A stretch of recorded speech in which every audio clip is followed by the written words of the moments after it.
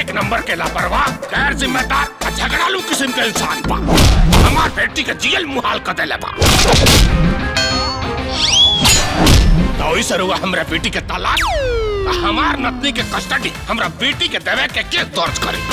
Court, ये अदालत तलाक की अर्जी को मंजूर करती है। बच्ची की कस्टडी माँ को सौंपती है। तोरी बिना ना रह पाई बाबा।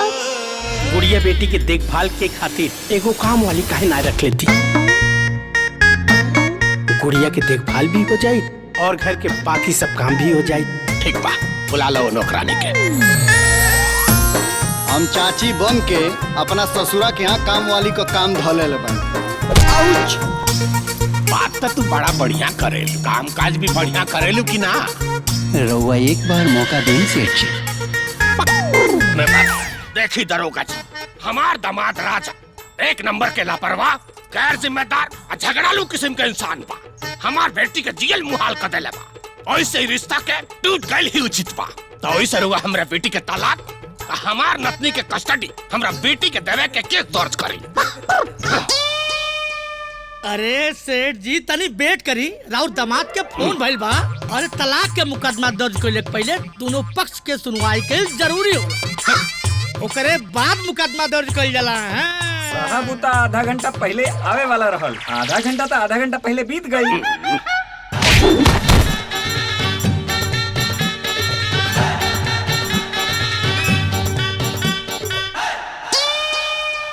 अरे बेटी,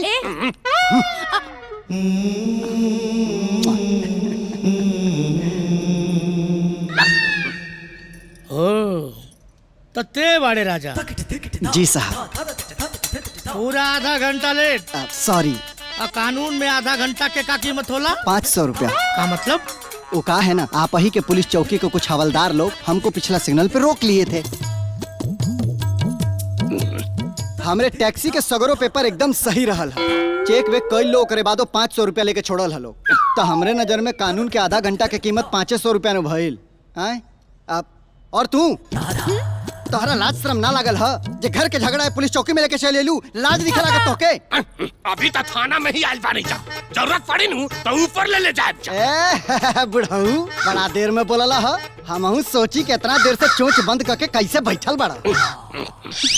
और रउआ इंस्पेक्टर साहब देखा तानी, रउरी सामने बैठ के कहा था ना कि जरूरत पड़ी तो ऊपर तक जाए। माने इतना बड़ पुलिस चौकी और इतना मोट इंस्पेक्टर, मतलब इतना बड़ इंस्पेक्टर को कोनो कीमत नहीं खे। देखा तानी महाराज, देखी सेठ जी जाए ऊपर जाए, रउआ ऊपर जाए। अब राव रिपोर्ट हम ना लिखे। हाँ, कहे कि हमारा नाम है सीताराम। हमार तोताराम। अबे चुप, तो क्या 25 साल समझौली? 26 बार। हाँ वो कि 26 साल समझौली कि सीताराम के आगे तोताराम ना अच्छा लगेगा। सीताराम, अरे तोताराम। अरे हाँ तोताराम। पागल कही ससुरा। दरोगा जी, आई एम सॉरी, हम भावना में बह गए रही, लेकिन अब पानी सर के ऊपर से गुजर रहा बा। हमार बेटी ई बेकार इंसान के साथ कबो ना रही। तोताराम जी। जी सर जी। जाइए और चौल लेके आइए। ओके सर। और तू बुढ़ऊ, हमरा मधु से दूर रहना तो तारा खिया भड़का दे हम, बुझला? खबरदार, अगर हमरे पापा से ऐसे बात कइला तो ई कहे दूर रहिए। तू दूर रहा हमरा से, दूर रहा हमरा से। ठीक बा, दूर रहा तानी, हम अपन बेटी लेके जाता नहीं। चल अपना बेटी के ले जाता डा, अकेले पैदा कइले बड़ा का? अकेले पैदा नहीं कइले तो का भइल? योगदान तो हमरे ज्यादा बा। वो कैसे? इनके लॉजिक से तो बच्चा पैदा कैले में तुम्हारा कोनो योगदान है ना? हाँ तो इनके लॉजिक से तो बच्चा पैदा कैले में आपके भी कोनो योगदान नहीं है। सारा योगदान आपकी मैडम के बाटे। अरे चुप रहा, तो लोग पूरा मछली बाजार बना ले बेटा यहाँ। चुपचाप कान खोल के सुन ला। दुनिया इधर के उधर हो जाई, लेकिन हमसे हमारी बेटी के केहू अलग नहीं के कर सकत, बुझला? दुनिया हिया से हिया धदा। अब ले जाके दिखाओ हमरा बेटी के। अरे इंस्पेक्टर साहब, हमार ना ऐसा लोग के हम जवाब दिहल नहीं की चाह। हमार स्टैंडर्ड नहीं है ऐसा लोग का जवाब दिहले का। हम जाता नहीं अपन बेटी लेके। ऐसा कैसे लग चल जाए? टैक्सी से। अरे हमरे कहले मतलब ही है कि हम केस दर्ज करे जाते हैं। अभी केस कोर्ट में चल गया।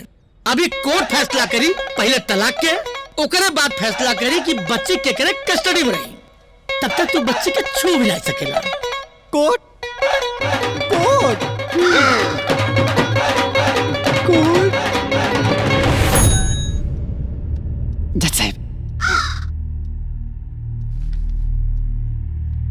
अदालत की कार्रवाई शुरू की जाए। जज साहिबा, जौने अग्नि के साक्षी मान के 2 गो अजनबी इंसान ओकर 7 फेरा लेकर के पत्नी पति के पवित्र रिश्ता में बंध जाला, अगर उहे अग्नि यानी कि आग पति पत्नी के रिश्ता के बीच में डाल दिहल जाओ तब बढ़िया से बढ़िया रिश्ता भी जल के खाक हो जाला। अदालत को साफ साफ बताइए कि आपके और आपकी पत्नी के बीच में आग कौन लगा रहा है। अरे ई बुढ़वा जज साहिबा, ई बुढ़वा सुन लहनी जज साहिबा, ये 2 कौड़ी के आदमी के जबान। ओए 2 कौड़ी का मत बोलिए हमरा के। 5 फीट 10 इंच हाइट बाटे, 2000 रुपया रोज कमानी के उनके बाप से मांग के ना खानी। हाँ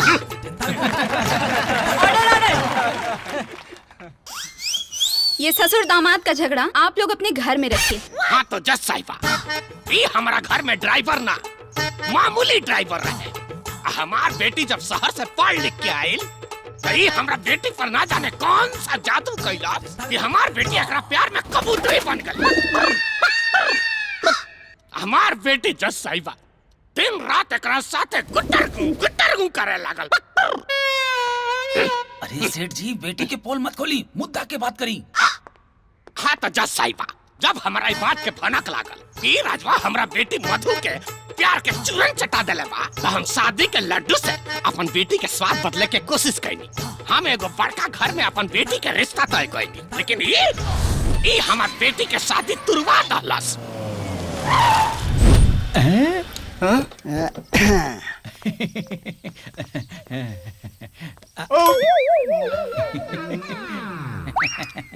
के बड़ा तो बाबूजी, आप भी ना पहचाने ला ना? अरे अपना मधु के रिश्तेदार में कोनो भाई हुई, खुशी में मिठाई खिला रहल बा। ओरिजिनल छेना के मिठाई बा। अब मिठाई तो तुम ठीक पहचाने हो बेटा, लेकिन रिश्ता पहचानने में थोड़ा सा कंफ्यूज हो गए। अब मधु का भैया ना सैया है रे, वो ओरिजिनल वाला। का बकवास करत है तू? बकवास नहीं की कर, सबूत देखा बुढ़ऊ।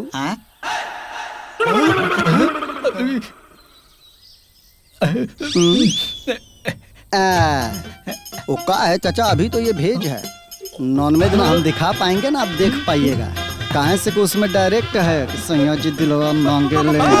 अब अगर हिम्मत देखी जज साहिबा, जब एकर काली करतूत जान के हम एकरा के नौकरी से निकलनी तो हमरा बेटिया के घर से निकाल दहलस। घर से निकाल दिया? क्या मतलब? अरे जज साहिबा भगा ले गए।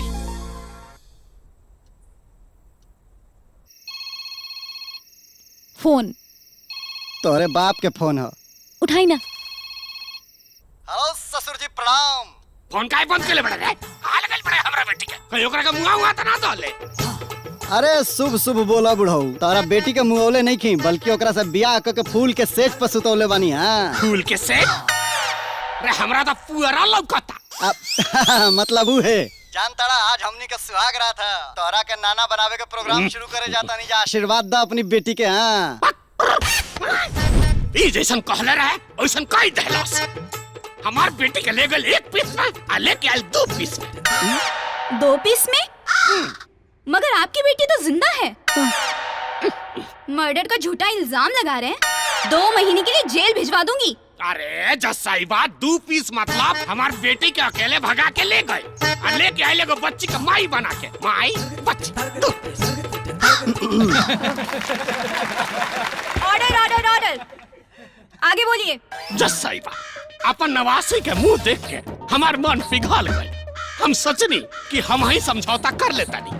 हम एकरा घरे गई, एकरा के घर जमाई बने के ऑफर देवे, साथ में घर, गाड़ी, बंगला, बिजनेस सब कुछ देवे के ऑफर दा।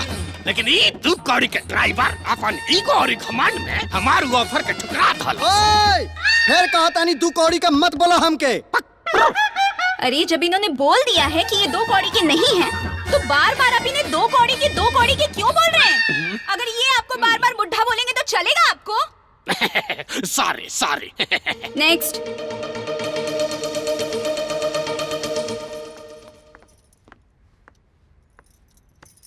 मधु, जो आपके पापा कह रहे हैं क्या वो सही है?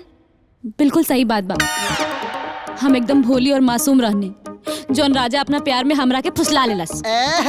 फुसला ले। अरे जज साहिबा, जब हमरा से मिलल रहली तो अपन एजुकेशन पूरा करके आइल रहली, पूरा 21 बरिस का रहली। 21 बरिस की उम्र में दूध पियत रहली कि हम इनका के फुसला लेहनी।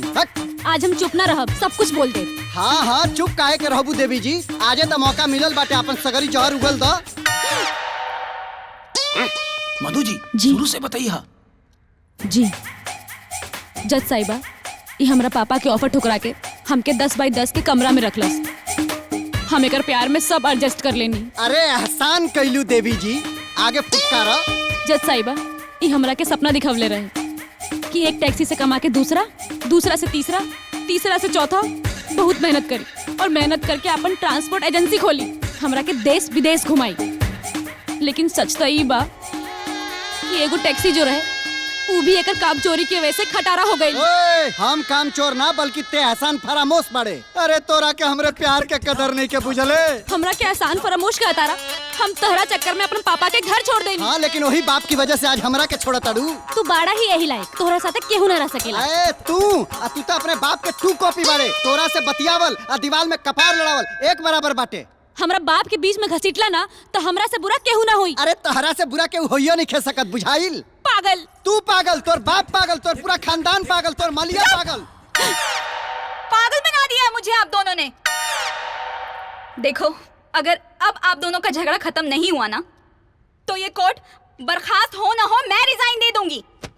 सॉरी जज साहिबा, हम कभी शिकायत ना कईनी, लेकिन जब हमारी बेटी पैदा भइल तब हम समझौता ना कर पैनी। हम अपना बेटी के अच्छा परवरिश देवे के चाहत रहनी, लेकिन इनकर कम कमाई में वो पॉसिबल ही ना रहे। पहले तो इनकर जेब में 1000-2000 मिल भी जात रहे, लेकिन इनकर काम चोरी की वजह से 100-200 मिलल भी मुश्किल हो गई। इस सब से हम परेशान हो गई और अपना पापा से खर्चा के पैसा मांगनी। तो ये बात ये आदमी के बर्दाश्त ना भई और अपना झूठा खुददारी की वजह से हमरा से लड़ाई कर लेलस और हमरा के एक दिन थप्पड़ भी मार देलस। फिर भी हम रो धो के मान गई नहीं। अरे रो धो के ना मन लू देवी जी। अरे जज साहिबा ओकर बदला निकाले खातिर रोज दाल में खांची भर भर के नमक डलली और सब्जी बिना नमक के खियौली। जज साहिबा, एकरा अंदर ना सिर्फ और सिर्फ ईगो भरल बा। ये अपना ईगो के आगे ना दुनिया में कुछ भी ना देखेला, न पत्नी के सुख न बेटी के भविष्य। हम ऐसा इंसान के साथ अब बिल्कुल ना रह सकेनी। सारे आरोप प्रत्यारोप और गवाहों को मद्देनजर रखते हुए अदालत इस नतीजे पे पहुंची है कि पति और पत्नी के बीच के संबंध बहुत ही ज्यादा खराब हो चुकी है और आगे पैचअप की भी कोई गुंजाइश नजर नहीं आ रही है। जज साहिबा, कोनो भी फैसला लेहला से पहले एक बार हमरे बच्ची से तो पूछ लें कि वो केकरा साथे रहल चाहती है। बेटी की उम्र महज 7 साल है और अभी वो अपना फैसला लेने में सक्षम नहीं है, इसलिए ये अदालत बच्ची की कस्टडी मां को सौंपती है और ये अदालत तलाक की अर्जी को मंजूर करती है। क्योंकि राजा बच्ची के पिता हैं तो अदालत की सहानुभूति भी है उनके साथ, इसलिए अदालत मधु को यह आदेश देती है कि हर हफ्ते 1 घंटे बच्ची को पिता से मिलने दें। The court is adjourned. पापा पापा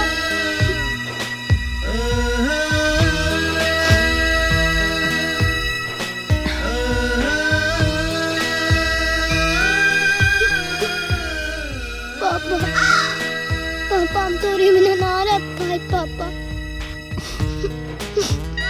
तोर पापा भी तोरे बिना ना रह पाई हैं। टाइम से खाना खा लिया और रोइहा मत।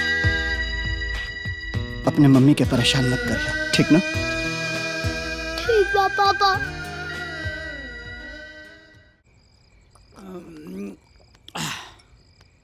चल गो जा।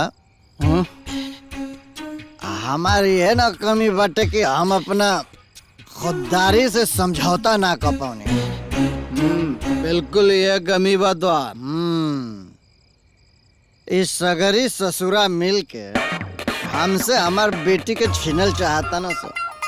आप ते ही बताओ, जौना बेटी के बिना हम 1 घंटा अलग ना रह पावे नहीं, अब वो बेटी से हफ्ता में 1 घंटा मिले के परमिशन मिलल बाटे।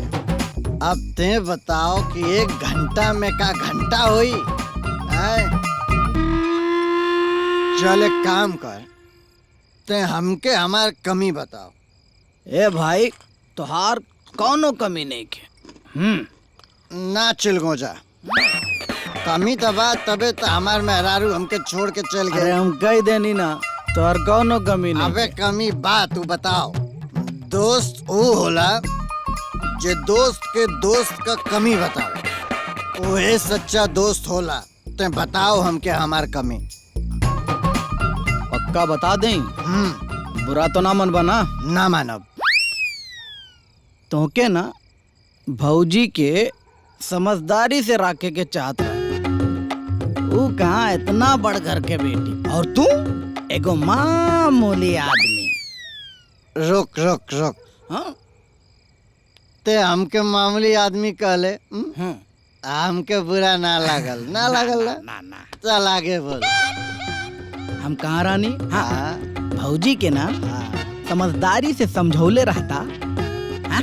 तो बात यहाँ ले ना पहुँचती। लेकिन ना तोहार हाल तो वो हो गई रहे जैसे बंदर के ना हीरा मिल गई, एकदम बलबला गई रहला। रुक रुक रुक, देख ते हमके अबे बंदर कहले, देख हमके बुरा नहीं खेलागा। देख आगे बोल। केहू सच कहले बा, अगर लंगूर के ना हूर मिल जाला तो ऐसे होकर कदर ना होला। और तू भौजी पे लगला तानाशाही करे। अगर हम जज होती ना तो वो कुर्सी पे बैठल रहती तो 5 साल खातिर तोरा के अंदर कर देती। गिलास दे। हमार वाला? हाँ ला। तनी खड़ा हो खबे। अच्छा खड़ा हो। ठीक है, ला खड़ा हो। हमारे दुआरी पर बैठ के हमार दारू पी के ते साला हमरा के मामूली इंसान, बंदर आ लंगूर कहतड़े। अरे साला हमरा के हमार कमी गिनावत ताड़े कि अपन भड़ास निकालत ताड़े रे। अरे तू ही तो कहले रहला कमी बतावा। अरे तो कमी बतावे के कहले रानी, भड़ास निकाले के ना कहले रानी रे। हमसे हमरा बेटी के अलग करे वाला ससुर इनके बेटी के, सॉरी, उनका औकात न देखौनी तो राजा हमार नाम का नाम राजा राजा राजा हमार नाम ना। ए राजा। अरे गंगा बड़ी गोदावरी तीरथ राज प्रयाग सबसे बड़ा अयोध्या जा राम लिए अवतार। राजा हाई ला गरम गरम चाय। अरे आज चाय ना पियब, टाइम नहीं हमरा लगे। हट। तू कहे लागत कोनो जबरदस्त भाड़ा मिल गई। अरे आज तो 10-20 हजार के भाड़ा मिल जाई तब वो छोड़ दे यार। काहे से कि आज हमारी बेटी से मिले के दिन बाटे, हमरा के लेट होता टे। हट चिल को जा। कैसन बिया हमार बेटिया रानी, हमार गुड़िया? पापा हमके तोरी बिना अच्छा ना लगेला। पापा हमके तोरी साथ रहे के बा। पापा चुप, पहले को बात सुना। चला अकेले में बतियावल चाहिए। ए कहाँ जाता रहा? एक जे बात करा। ओ हेलो, कोर्ट हमरा के और हमारी बेटी के मिले खातिर 1 घंटा देले बाटे, तो 1 घंटा में तू अपन चोंच बंद रख। देखा जॉन भी बात करे के बा हमरे सामने बात कर। यही आदेश मिलल बा कोर्ट से। काहे हम अपना बेटी से अकेले में ना बतिया सके? नी तोहरा का दिक्कत बाटे? हम ना तोरे रग-रग से वाकिफ बानी राजा। अकेले ले जाके तू हमरा बेटी के हमरे खिलाफ ही भड़कई बा। अरे बेवकूफ औरत, कोर्ट पहले ही बेटी के कस्टडी तोहरा के दे देले बाटे। हम का भड़का के करब ओकरा के? हमरा के ये सब कुछो नहीं के मालूम। जॉन भी बात करे के बा एहजे और इहे हुई, बस बात खत्म। का मम्मी पापा से मिले खातिर 1 घंटा मिलल बा, वो तू लड़ाई झगड़ा में बिता देबू। पापा आइसक्रीम खाए। हाँ बेटी लेके आवा तनी।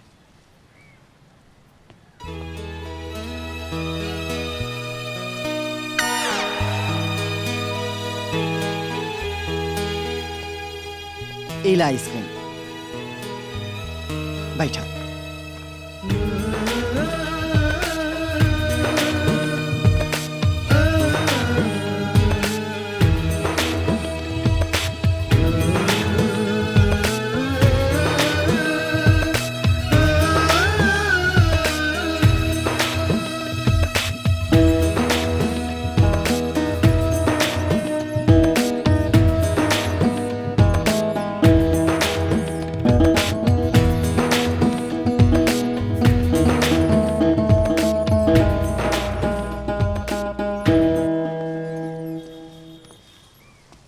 चला गुड़िया, मम्मा 1 घंटा हो प्लीज गई। थोड़ी देर और। जिद मत करा गुड़िया, 1 घंटा हो गई बा, चला। Please mama.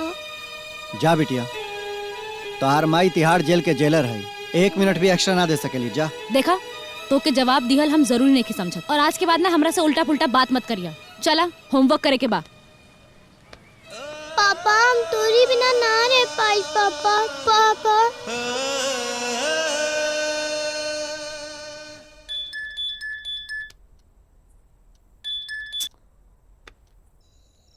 कट कर दियलस। कितना कट करबे कर, पूरी रात तो के परेशान करब।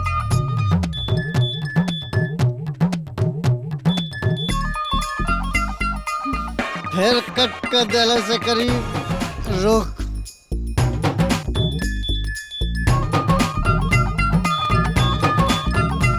का बात बा, इतना रात है काहे फोन करा तारा? चला हमरे बेटी के फोन दो, हमरा बेटी से बात कराओ। अच्छा, तो अब तो गुंडई पे उतर गई बड़ा। ना कराई बात, का उखाड़ ले बा? उखाड़ ले बा? मधु, ये पति से बात करने का तरीका है? शिष्टाचार भूल गई हो? देखा, अब तू हमार पति नहीं खा, जे हमार मुंह बंद करे, ठीक बा? और कोर्ट के आदेश याद नहीं खेका, हफ्ता में सिर्फ 1 घंटा, मतलब 1 घंटा, 9 दिन, 9 रात और 9 बकवास, समझ में आई? अगर दोबारा परेशान कैला ना तो 1 केस और लगवा दे, समझ में आई? रखा फोन। अब हेलो हेलो हेलो।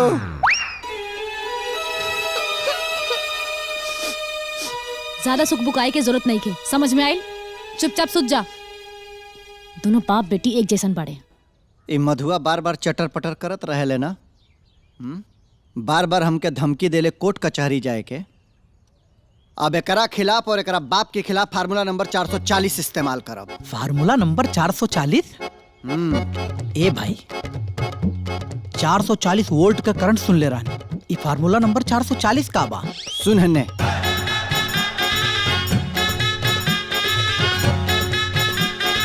ए भाई, ये फार्मूला तो बड़ा रिस्की बा भाई। रिस्की बात अते कोनो आसान फार्मूला बता दे। बात तोरा लगे? हाँ तो चुपाई लो आ चाय पियो। अरे साला एगो हमरो के दे।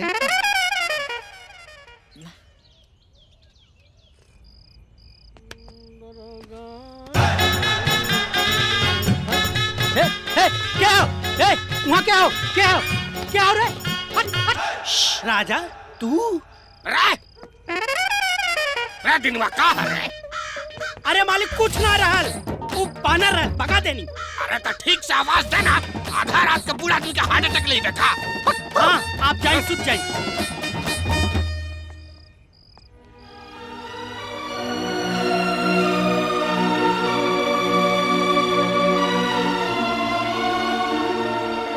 देखी दरोगा जी, वो राजवा रात में चोर की तरह घुस के हमार नती के उठा ले गई बा। हमरा तो शुरू से पता रहे, 1 नंबर के क्रिमिनल है। डोंट चिंता, नॉट फिकर सेठ जी। क्रिमिनल चाहे कितना भी खतरनाक हो, लेकिन कानून से ज्यादा खतरनाक ना हो सकेला। हम वो राजा के बाजा बजा दे, वो पता लोक में छुपल हो ना, तो कोई कलरिया पकड़ के घसीट के लेके आई। कहा कि हमार नाम है सीताराम। देखिए इंस्पेक्टर साहब, आप राजा के बाजा बजाई या खाजा खिलाई, बस हमके हमारी बेटी जल्दी से जल्दी ढूंढ के दी। अरे देखिए मैडम, कानून पे भरोसा करी, काहे कि कानून के हाथ बहुत लंबा होला। ये वो अपडेट बा का? पाताल के लोकेशन तो गूगल भी ना बतावता, का करी? जा गाड़ी साफ कर। जी साहब। हाँ। सेठ जी, 24 घंटा के अंदर आपके नतनी आपके पास हो।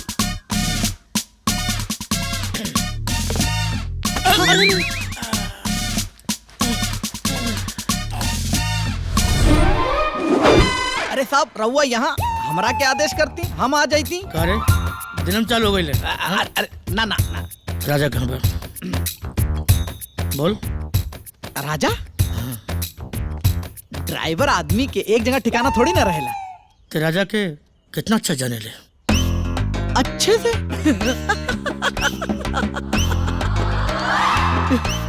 राजा हमार लगोटिया यार हवे। हाँ। राजा सांस भी लेवेला ना तो हमसे पूछ के उहे ना राजा पादेला छीकेला कुछ भी करेला हमरा के जरूर बतावेला। एगो राज के बात बताई। बताओ। राजा ना भले से दुनिया के निगाह में हमार दोस्त बाड़े, लेकिन वो दिल से हमरा के गुरु मानेला। काहे कि बचपन से लेके आज तक ओकरा हर फील्ड में हम गाइड कैले बानी, शादी से लेके तलाक तक हर जगह। अच्छा अच्छा, एकर मतलब राजा जोन कांड कैले बा उ तोरे आइडिया बा। रउआ के कोनो शक बा का? बोल बोल बोल बोल बोल। लेकिन वो कांड का कैले बा? राजा अपने बेटी के लेके घर से भाग गेल।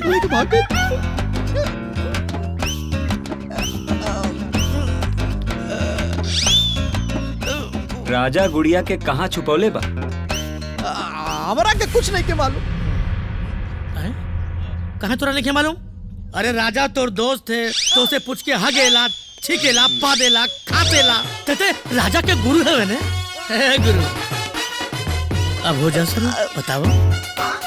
वाई में हमरा मुंह से निकल गई। राजा के हम चेला भी बने लायक नहीं की।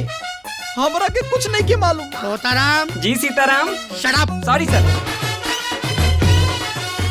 Third degree.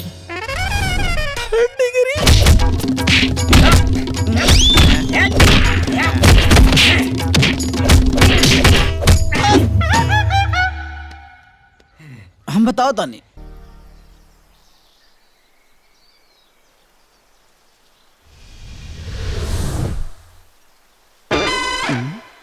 ना ना लेटल रहा तनी देर आराम कर ला। काहे कि जलवा में आराम करे के नानू मिली। पापा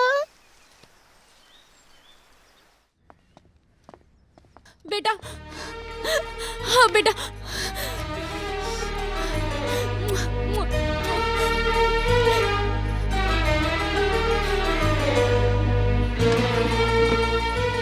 बैठा, ऐजा बैठा।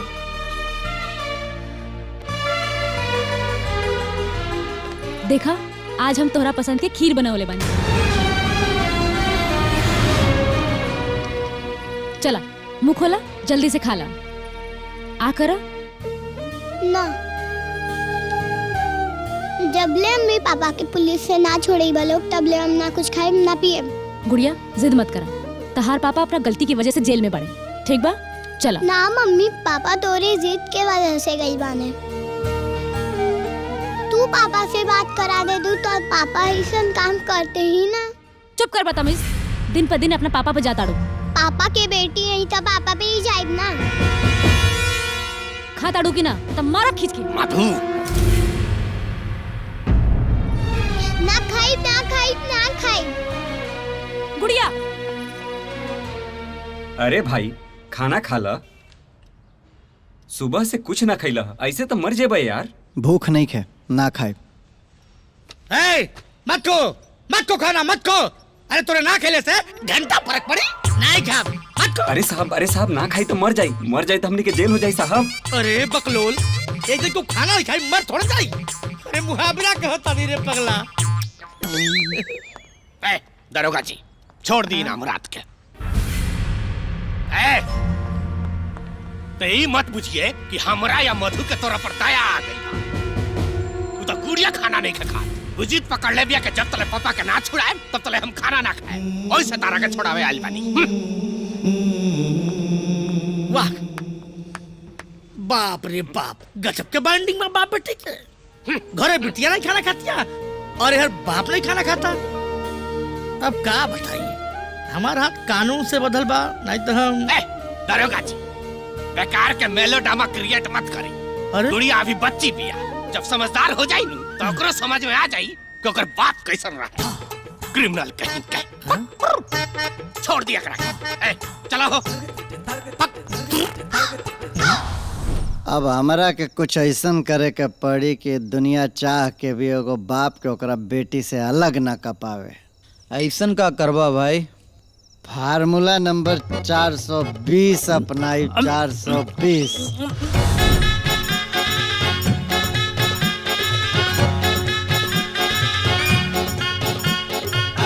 ए माली भैया, माली भैया,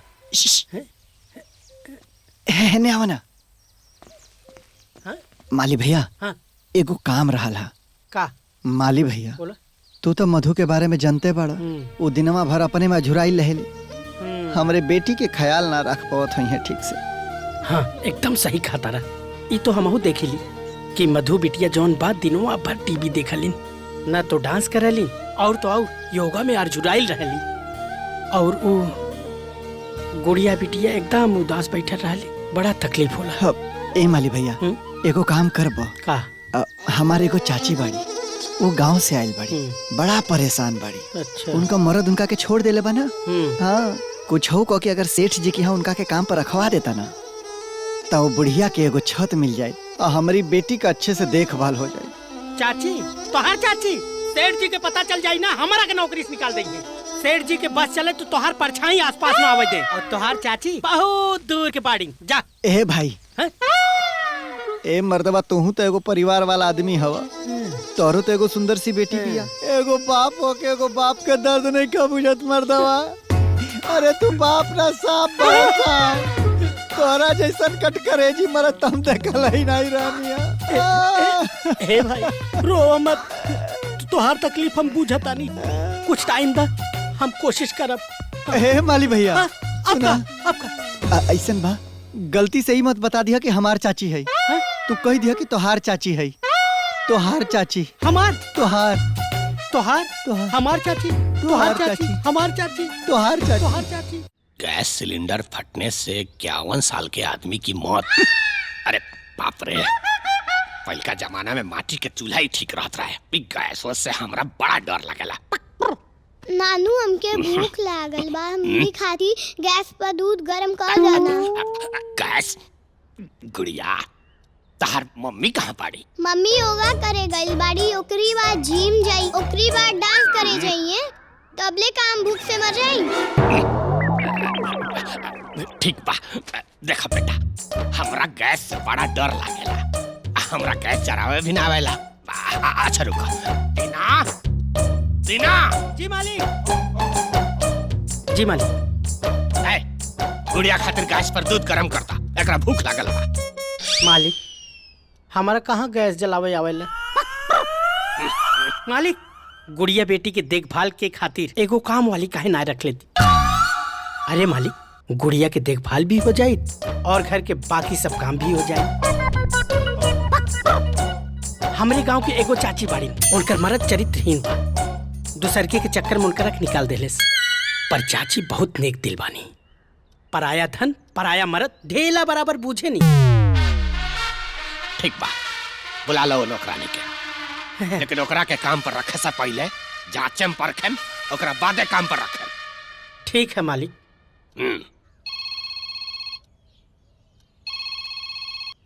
हाँ माली भैया। राजा अरे भगवान तोहार बात बहुत जल्दी सुन लेलन हो। अच्छा चाची के लेके काल्हे चल आवा। कहा बात कर ताड़ा। थैंक यू सो मच माली भैया, थैंक यू सो मच।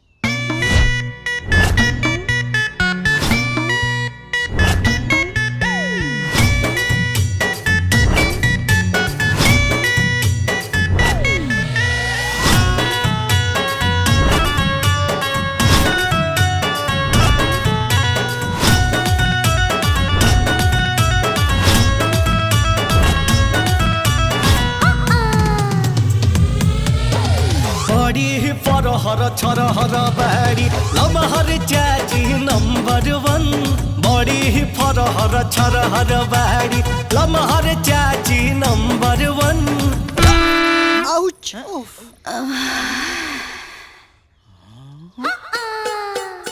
तू के हो?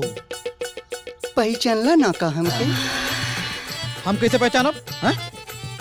तोहरा के पहली बार देख रहल बानी मियां। सच सच बताओ के बाड़ू?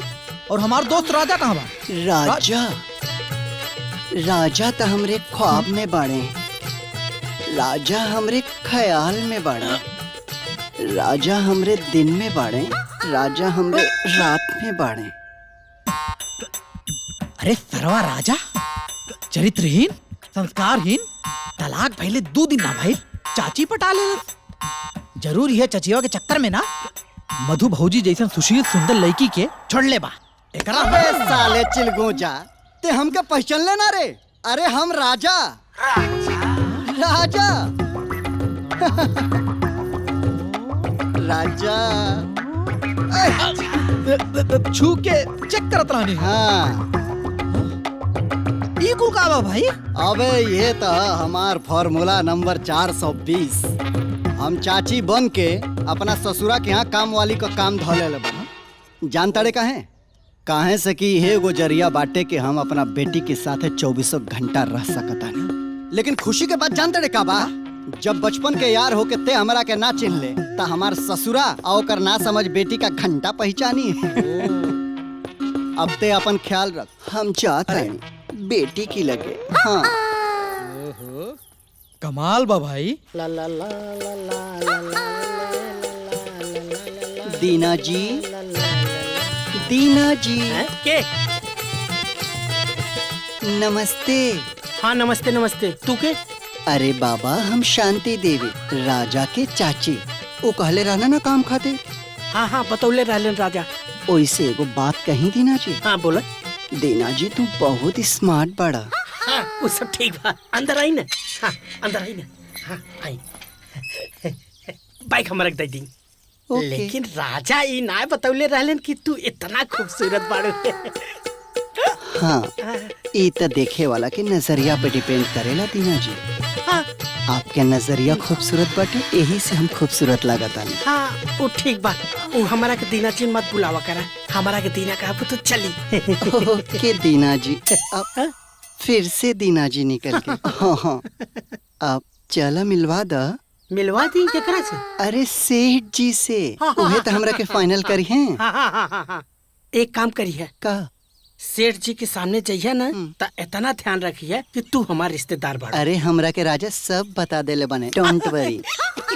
चला। नमस्ते सेठ जी। का नाम है तहार? शांति देवी।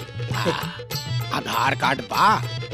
आधार कार्ड भी बाटे, लेकिन हमरा नजर में आधार कार्ड से ज्यादा जरूरी विश्वास कार्ड होला। विश्वास कार्ड? अरे हमरा लगे तो खाली आधार कार्ड बा। ये विश्वास कार्ड कब से बने लागल? अरे सेठ जी विश्वास कार्ड के मतलब होला विश्वास के रिश्ता। ये आधार कार्ड तो 10-5 साल से बने लागल है। विश्वास के रिश्ता तो सदियन पुराना बाटे। हाँ रउआ हमरा पे विश्वास करी, हम रउआ पे विश्वास करब तो विश्वास से विश्वास मिली तो एगो नया विश्वास पैदा होई ना। का मतलब? मतलब संबंधों का विश्वास सेठ जी। एगो मालिक के अपना नौकर पे विश्वास। नौकर? मतलब नौकरानी। एगो नौकरानी के अपना मालिक पे विश्वास। बात तो तू बड़ा बढ़िया करेलू। बढ़िया बात के साथ साथ कामकाज भी बढ़िया करेलू कि ना? रउआ एक बार मौका दें सेठ जी, हम रउआ के शिकायत के मौका ना दे। हाँ ठीक बा ठीक बा। हमरा बेटी से मिला। मधु जी। मधु बेटी का है? हने आओ जल्दी। जब एक खड़ूस बुढ़वा हमारा के ना पहचान पौलस तो एकर हाफ माइंड बेटी का हमारा के घंटा पहचानी।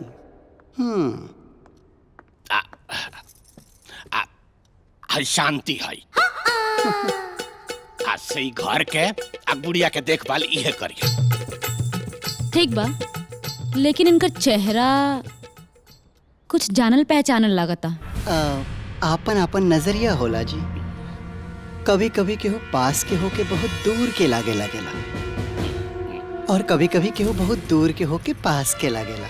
ठीक बा हम समझ गई। देखा तो के खाना बनावे के पड़ी, बर्तन धोवे के पड़ी, झाड़ू पोछा करे के पड़ी और गुड़िया के देखभाल करे के पड़ी। गुड़िया तो के कैसे मालूम? अरे हमके राजा बतौले रहा। राजा? अब मतलब माली राजा। राजा से कोनो कम बना काई। माली राजा बताओने कि गुड़िया के देखभाल करे के बा। ठीक बा, लेकिन एगो बात याद रखो कि राजा नाम दोबारा ही घर में सुनाई ना देवे के चाहिए। ठीक बा? ओके, वैसे जान सके नहीं सेठ जी की राजा के है। देखा चाची, अपना काम से काम रखा, इन्होंने के बात मत करा। ओके। एक मिनट। गुड़िया गुड़िया हने आओ।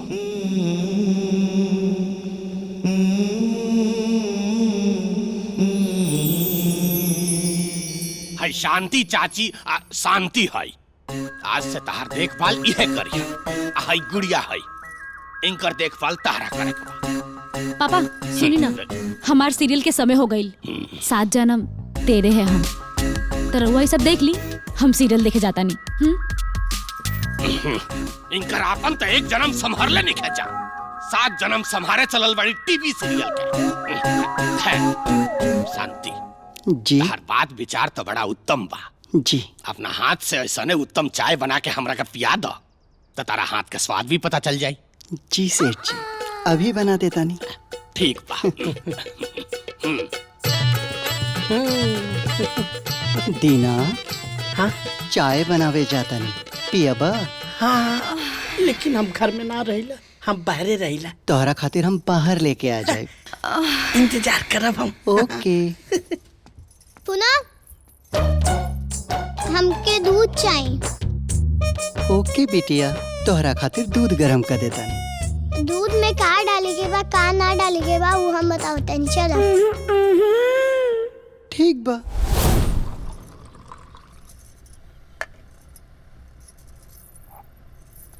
ई रहल तोहरा खातिर गरम गरम दूध। पापा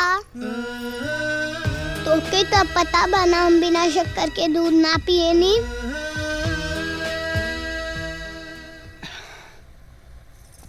पापा दुनिया धोखा खा सकेला, लेकिन एक बेटी बाप के पहचाने में धोखा ना खा सकेले। गुड़िया, हमार बिटिया,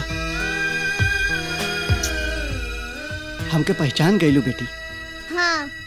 अच्छा सुनो, ये बात केहू के ना पता चले कि हम तोहर पापा हैं। ए राज के राज रह दिया, ठीक बा? डन पापा, बैक स्टॉप लग। मेरा बच्चा, मेरी बिटिया। गुड़िया, नीचे उतारा ओकरा के। का भइल मधु? हैं? का भइल? काहे इतना चिल्लाता रो? देखी ना पापा, 1 घंटा भइल ना आइल और गोदी में उठा लेली गुड़िया के। एकदम मूर्खे हो का?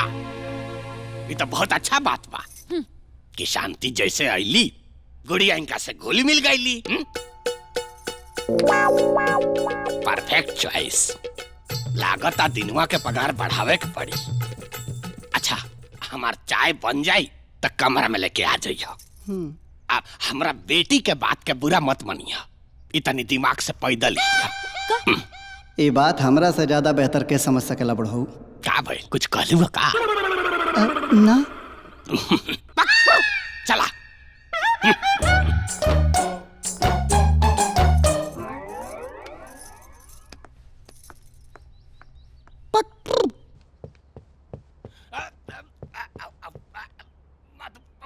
मधु बेटी। अरे बाप रे बाप। हाय दैया सेठ जी, सेठ जी कैसे गिर गई नी?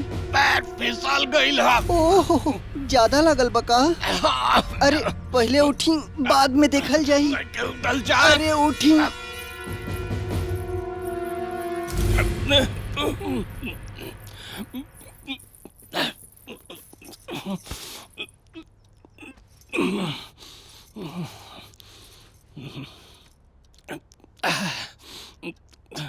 मधु, मधु आवे जा।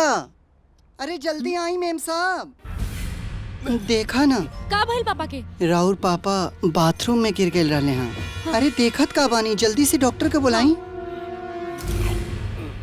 हेलो जी। हाँ डॉक्टर साहब जी बोलिए। आप जल्दी से घर आ जाएं।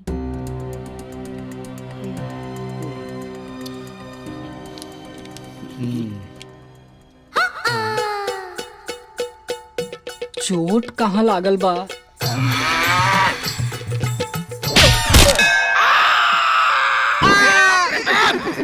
कैसे डॉक्टर हुआ? यहाँ ने खला कर बुआ लगा। ओके ओके ओके ओके ओके ओके, हाइला पकड़ा।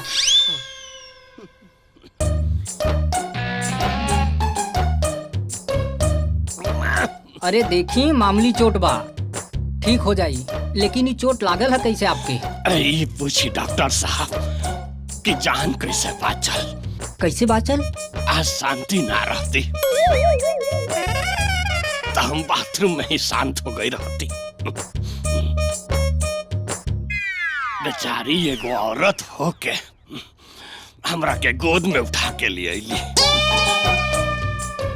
एगो हमार बेटी बानी, कान में ईयरफोन लगा के योगा करत रहिया। अरे डॉक्टर साहब, खून का रिश्ता ही सब कुछ ना होला, जे तकलीफ में काम आवेला उहे सबसे बड़ा हमदर्द होला। सेठ जी जरा भी चिंता मत करी, हम दवा देता नहीं। टाइम से दवा लें और बीच बीच में थोड़ा समय निकाल के टहले की कोशिश करी, फिर एकदम ठीक हो जाए। रउआ बिल्कुल चिंता मत करी, हम बानी ना, 1 मिनट भी आपके अकेले ना छोड़ब। Thank you. आराम करी, चली सभी आवतानी। चलिए डॉक्टर साहब।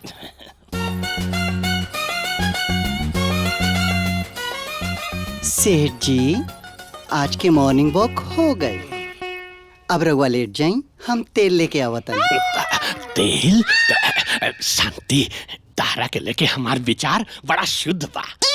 अरे बुढ़वा, हम तोरा के अपना बाप के नजरिया से देखत तनी, ते कौना नजरिया से देखत अड़े रे? कुछ कलू है का? सेठ जी, आपके लेके हमार विचार भी एकदम पवित्र बाटे। हम तो तेल और अजवाइन गरम करके आपके पैर में मालिश करे के बात करत रहनी है, ताकि काल सवेरे से रउआ भी 30 साल के लड़का जी से कूदे लागी। 30 साल के जवान कहला से तार का मतलब बा? अभी तो हम जवाने बानी नू। उम्र 55 का हो गया तो क्या, दिल तो बचपन का ही है ना। एक बार अपना आँखिया से गौर से तो देखा, हमरा चेहरा पर जवानी लौकता कि ना? लौकत नहीं के सेठ जी, टपकता। बचा के रखी ना तो छुहारा जैसे सूख जाए। नानू गलत जगह ट्राई कर रहल बाड़ा, ई तो के शोभा नहीं खे देते। गुड़िया, राम राम, जा अपना मम्मी के पास जा। मालिक, चाची के मुंह से सुन ली है कि रउआ हमार पगार बढ़ा देनी। आज से तार पगार हर महीना 1000 रुपए बढ़ा दले बानी। अब तार मेहनत और ईमानदारी के फल तो मिलाई के चाहिए। जी मालिक। धन्यवाद मालिक। कितना दिन बाद रउआ के हम खुश देखा तानी, कोनो खास बात मालिक? बहुत दिन बाद एक घर में खुश होके के मौका मिलल बा। जब से शांति के कदम ही घर में पड़ल बा, सब अच्छा अच्छा लाग रहल बा। सही कहा तानी मालिक, चाची के बतिये कुछ अलग बा। अरे जब वो बोललिन तो लागत है जैसे फूल झरेला, और जब वो चलेलिन तो लागेला जैसे नागिन बलखा दिया। जब पलटेलिन तो मौसम बदल जाला, जब हंसेलिन तो दुनिया बदल जाला। रे दिनवा, रे ते चाची के इतना बुरा नजर से देखता रे तो राख निकाल ले। जितना हम तोर पगार बढ़ौला रहनी हा, सब कैंसल, 1 रुपया ना मिली। चाची के हमरा अलावा केहू तारीफ ना करी।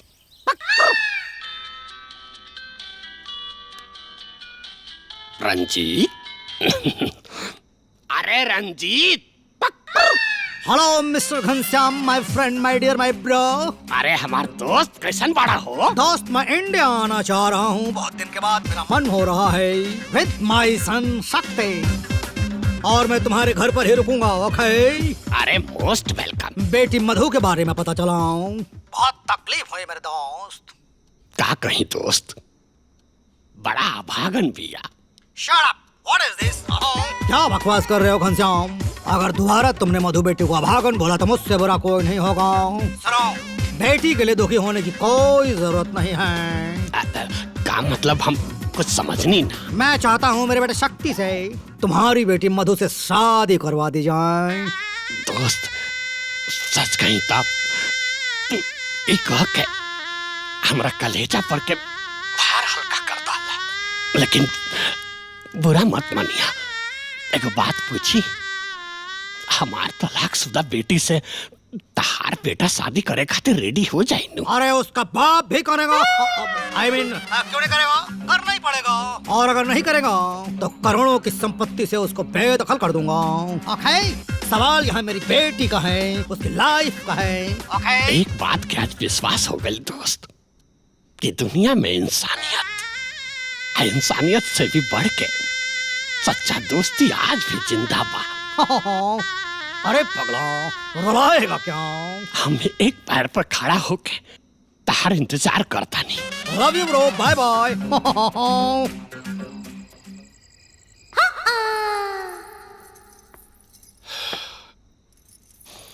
दूध पी ले सेठ जी सोते से पहले।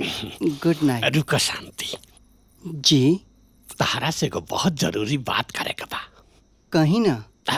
यहाँ आवा ना, बैठा। हाँ।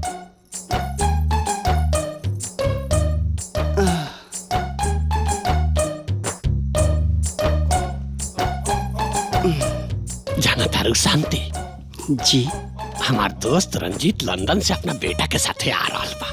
जी, वो अपना बेटा से हमार बेटी मधु के शादी करावे खातिर ना तो उ जमराजवा बा, उ तो हमरा बेटी के जिंदगी बर्बाद करिए देलस। सेठ जी, ये रउआ राजा के हमेशा कोसत काहे के रहे नी? हमेशा हमेशा कहाँ कोसे नी? अरे आज तो पहला बार तारा सामने जिक्र कर रहा बानी। हमार मतलब बटे सेठ जी, अब तो हम रउआ के थोड़ा बहुत जाने सुने लगल बानी ना, यही से कहानी है कि रउआ राजा के हमेशा कोसे नी। ऐसन कहें राजवा बढ़लई बा कोसे लायक। ऐसन ना बोले के चाहिए सेठ जी। अरे हम तो राजवा के कोस रहल बानी, लेकिन तारा इतना सहानुभूति काहे हो रहल बा? हमरा के राजा से कोनो सहानुभूति नहीं है सेठ जी। हम तब बस ही चाहतानी कि हमरा सेठ जी के मुंह जब भी खुले ओमे से सिर्फ प्यार निकले के चाहिए। हाँ, का कहलुहा? हमार सेठ जी?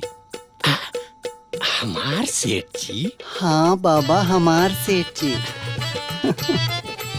ओइसे मधु तैयार बाड़ी का दूसर ब्याह करे खातिर? अरे ओकरा के पूछे का जरूरत बा? हम ओकर ब्याह के फैसला कर ले बानी तो ओकरा माना ही के पड़ी। जाना तारू, जब वो ब्याह करके यहाँ से चल जाई नु, ओकरा बाद हमनियों के तो अपन जिंदगी बा। हमनियों के अपन जिंदगी के का मतलब बा? हमार मतलब कि हमार भी तो अपन जिंदगी बा, हमरा के भी तो अपन जिंदगी जिए के बा। सच कहीं शांति तो जिंदगी जिए के असली मजा अब आ रहा बा। न तो आज से पहले तो हम जिंदगी जिए के जोश उम्मीद सब खो चुका रहनी है, लेकिन अब फिर से जिंदगी जिए के जज्बा पैदा हो गई बा। सच कहीं तो अभी तो मैं जवान हूँ, अभी तो मैं जवान हूँ। सेठ जी, रउआ ठीक तो बानी ना? बाबले तो ठीक ना रहनी है, लेकिन अब बिल्कुल ठीक बानी। एकर वजह सिर्फ तू बाड़ू। बच के रहिया ए राजा, कहीं ठर की बुढ़वा बजा न दे तो हर बाजा और बना मेहरारू।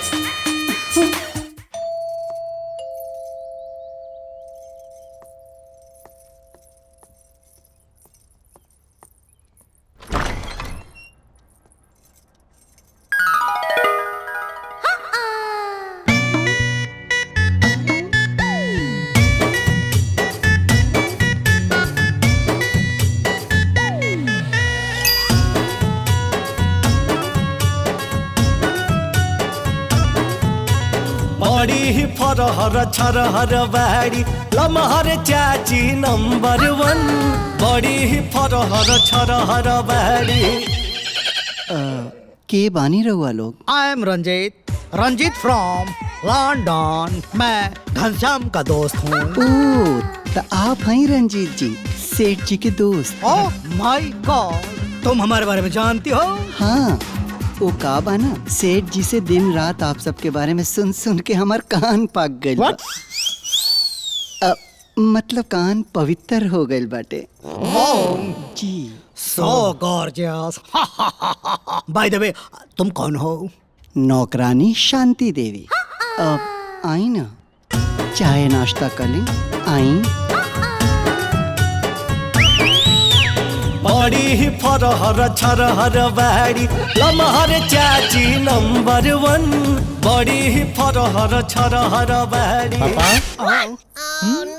आई एम सो सॉरी बेटे। अरे रंजीत जी, वहाँ का खड़ा बानी, आई। Come on.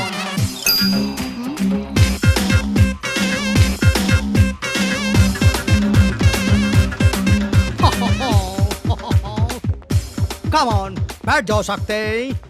हाँ। Wow, what a surprise!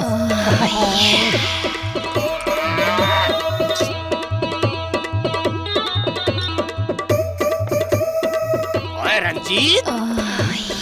Wow, Ghanshyam. अरे ई तो बतौले रहला कि तू आई बा, लेकिन ऐसे अचानक आ जाई बा, ई ना बतौले रहला। सरप्राइज माय फ्रेंड। जो मजा सरप्राइज देने में है वो बता कर आने में नहीं। तू आजो ना बदलला। Thank you mister Ghanshyam. खातिरदारी में कुछ कमी तो ना रह गई। घनश्याम भाई, या आपकी नौकरानी ने तो गजब का ख्याल रखा है।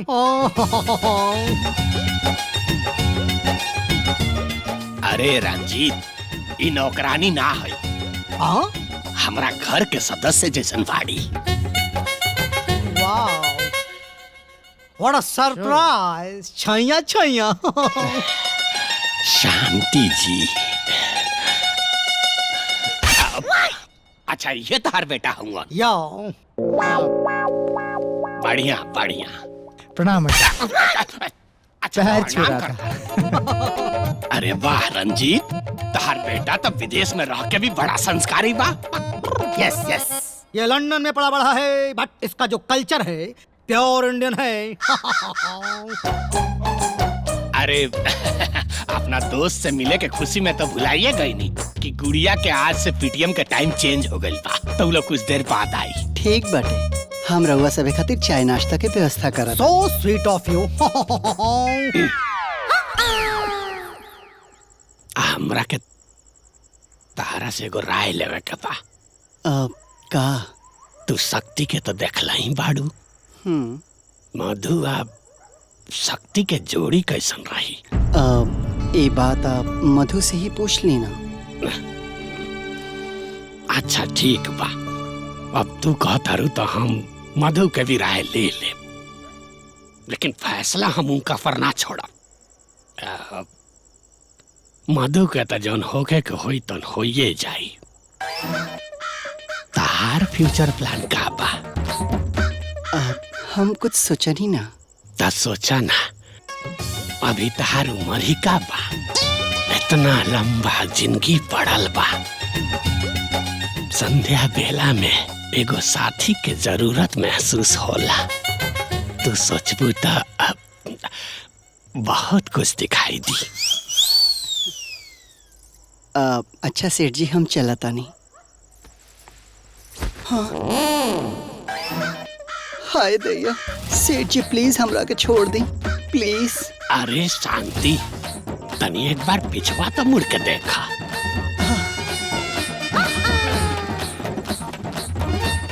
अच्छा Seth ji, good night. Good night. Shanti, हमार भोला सनम। मधु बेटा, बेटा मधु। जी पापा। ये हमार बेटी मधु है। अब मधु, ये हमार बचपन के दोस्त रंजीत हुए, एंकर बेटा शक्ति। नमस्ते। का नमस्ते नमस्ते। कर छुआ छुआ। ओह गॉड ब्लेस यू बेटा। God bless you. ना ना ना। अरे बढ़िया बात। मधु एकदम ठीक करता रही। आखिर तू उनकर होखे वाला पति बाड़ा। हमार शादी? तहार शादी सही सुन लू। हम तोहर बियाह शक्ति के साथ तय कर दिले बानी। लेकिन पापा पापा पापा कुछ ना। पापा हमार मतलब लेकिन ओकिन कुछ ना। हम फैसला कर ले बानी। देखा पापा, पहला शादी में धोखा के बाद हम दूसरा शादी खातिर तैयार नहीं की। सॉरी।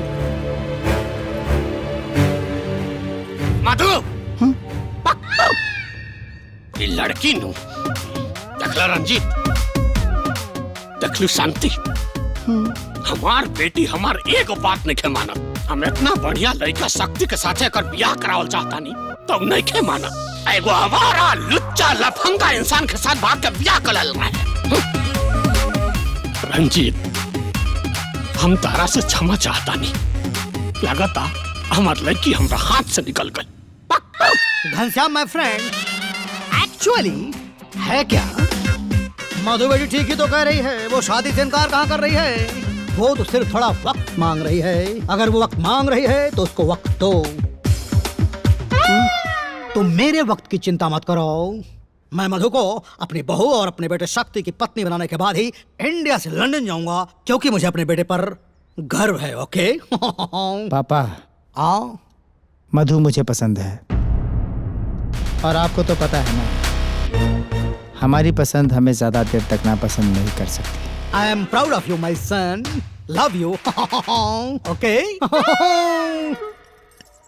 मधु, अच्छा लगल हमके। शादी के बारे में जन तोर नजरिया बा ना, बहुत अच्छा बा। का मतलब? अब देखा, हम काफी खुला विचार के आदमी हैं। हमनी के शादी होखे या ना होखे वो बात के बात बा, लेकिन हमनी के फ्रेंड तब बन सकता नहीं। फ्रेंड्स? पापा तोरा के छोड़ के हमारू कार्टून पापा बनी। ठीक बा, लेकिन बस फ्रेंड्स। ओके। ना बेटा, तोहरा पापा के रहते तोहरा के कोनो कार्टून के पापा बोलने की जरूरत नहीं है। तोहार पापा तोहरा से कब्बो अलग ना जाए हैं। तू देखा हमार कमाल। अच्छा ये बताबा, राजा तोहरा से ये प्रॉपर्टी खातिर भी आकेलस ना? बहुत लालची बाबू। ना शक्ति, अगर वो लालची रहित ना तो घर जमाई बने खातिर कब के तैयार हो गल रहित। पापा ओकरा के सामने से ऑफर देले रहलन। लेकिन तोहर वकील तो यह दवा केले रहे। केस के मजबूत करे खातिर कुछ भी ये वकील लोग लिख देवेले। ओके, अच्छा सुना, तोहार डिसीजन जे भी होई बता दिया, लेकिन हम अपन डिसीजन बता दिया चाहता हूँ। चाय। तोहरा चाय लावे खातिर के कहलस? मालकिन, मेहमान नवाजी खातिर हर चीज बोले की जरूरत बा का, और बोलला के बाद चाय लेके आई तो हमारे घर में रहने के फायदा का। वाह, का बात बा। I am impressed. Thank you. लावा। ला।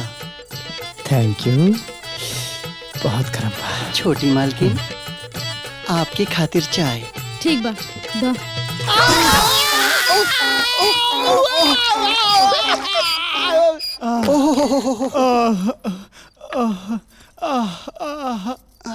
तुमने तो जला ही दिया था। थैंक गॉड चाची, तुमने आकर ठंडा कर दिया। चाची, चाय तोहरा वजह से गिरल हा। सॉरी। का सॉरी? बच्ची नहीं कि तू, तोहरा के देख के सर्व करके चाहिए ना। मधु, खबरदार जे शांति के साथ बदतमीजी कइलू। क्या वो अपना मम्मी से तरह बात कर ला? मम्मी? हमार मतलब केहू अपना मम्मी के उम्र के औरत से तरह बात कर ला। पापा, तू चाची खातिर हमरा के डांट रहल बाड़ा? हाँ, हम शांति खातिर कुछ कर सके। पापा, गलती चाची के रहे। शांति का वो गलती करिए नहीं खींच सका। तो तोहरा का लागता कि हम झूठ बोलता नहीं? तोहरा के अपना खून भरोसा नहीं खे? नहीं खे। पापा! का करता नहीं सेठ जी? केहू जवान बेटी पर से हाथ उठावे लगा।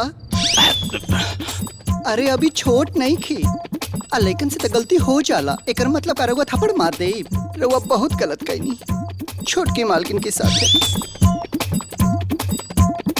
पापा, तू हमरा ऊपर हाथ उठौला। आई हेट यू पापा, आई हेट यू। छोटकी मालकिन,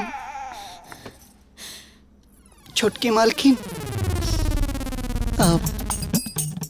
जौन कुछ भइल बहुत बुरा भइल। कम से कम सेठ जी के हाथ तना उठावे के चाहत रहा। अरे हम उनका से कहनी है कि चल के मधु बिटिया के सॉरी बोल दा। जानता हूँ का कहना है? कहा था ना कि सॉरी के माई के फुट। माई के फुट ना होला चाची, माई फुट होला। Sorry my foot. उहे उहे उहे। अरे कहे के तो और भी बहुत कुछ कहना है, लेकिन हम का बताई का कहना है। का कहलन हा? छोड़ी मैडम जी, हमरा मुँहे से नहीं निकला। चाची तो के हमार कसम सच सच बतावा का कहलन है। अब जब कसम दे दहनी तो बतावे के तब पड़बे करी। अरे कहत रहना कि जब से पैदा भइल बिया मधुआ हमके सिर्फ टेंशन देले बिया, खुशी कबो नहीं देले। उ तो अकेले बिया तो बर्दाश्त करत नहीं, 2-4 गो और लइका रहता से हमरा लगे ना तो धक्का मार के निकाल देले रहती। हाँ वैसे सॉरी, हमरा वजह से रउआ के डांट सुने के पड़ गए। ना चाची अच्छा ही भइल, कम से कम पापा के सोच तो सामने आ गई। हम कब्बो न सोचले रहनी कि पापा ऐसन करिए चाची। मैडम कहा कहीं तो हार तक किस्मत, मायका में ही हाल बाटे। ससुरारियों में तो सुन ले रहनी है कि राजवा बहुत बुरा रहल है।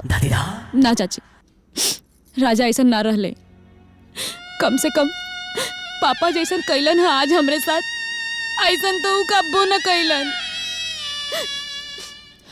ठीक बा चाची, अब तू जा, हम क्या अकेले छोड़ता। ख्याल रखिए अपन, कुछ जरूरत हुई तो बता दी। जा चाची।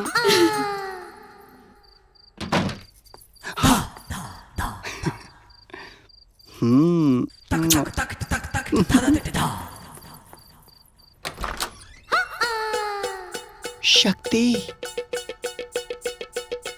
अरे चाची अंदर ढुकी का? आवा ना। इतना रात में?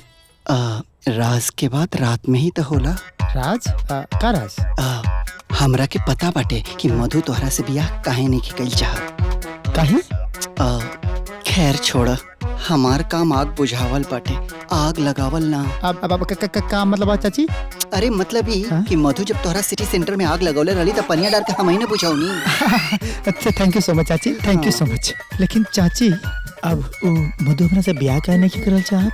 वही से कि तलाक के बाद भी मधु और राजा एक दूसरा से मिले न सर। रजवा रोज राती के इजा चली आवेला, फिर मधु के कमरा में वो और मधु खूब मौज मस्ती करे न सर। चाची चाची तू सच बोला तारू? सच बोला तानी, तोहरे बाप के कसम। पापा के कसम मत खा चाची, तोहर कसम झूठा हो गेल तब हमर बाप मर जी। सुन, अगर सवेरे ले तोहर बाप मर जी तो समझ लिया कि हम झूठ बोलत रहनी है, जियत रही है तो समझ लिया कि चाची ठीक बोलत रही है। हम चाहते नहीं। चाची चाची तू सच बोला तारू ना? सच बोला तानी शक्ति, 16 आना सच। वैसे तू कहत हम तोहरे बाप से भी बात बता दे। नो हमार पापा के मत बताइए, हमार पापा के ना दिल बहुत कमजोर बा, अगर उनका के कुछ हो गया तो हमार का हुई? ठीक बा ना बताए, पर राती के तू राजा के जरूर देखी है अपना आँखें से। जाना तड़ा, कुंडी नहीं खड़काता राजा, सीधा अंदर आता राजा। कुंडी नहीं खड़काता राजा, सीधा अंदर आता राजा।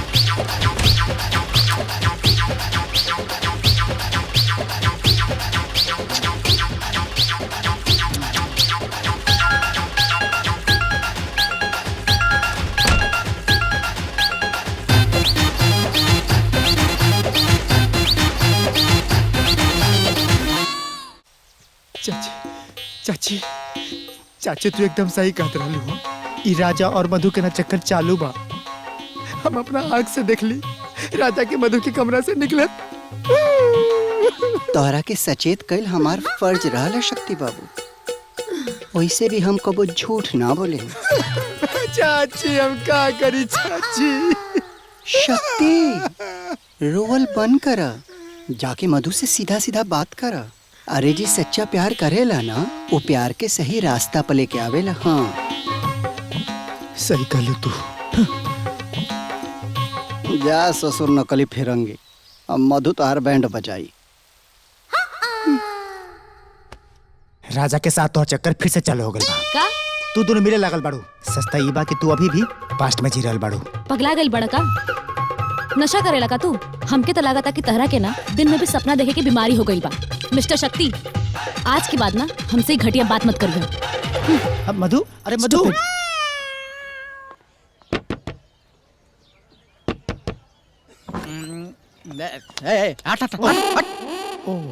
केकरा से मिले के बा?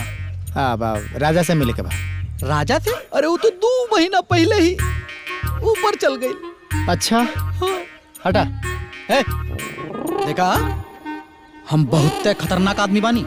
चुपचाप चुपचाप से हम बैठ के इंतजार कर लेता नहीं। जब वो नीचे आ जी हैं तो हम मिल ले, लेकिन जाए तो हम मिल के ही।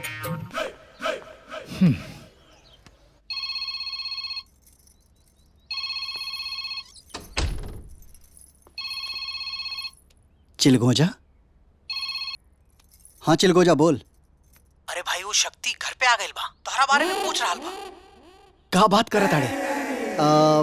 अच्छा ओकरा के बोल के हम बाथरूम में बानी, तोले हम पहुंचो तानी, संभार ली है। हाँ हाँ ठीक बा।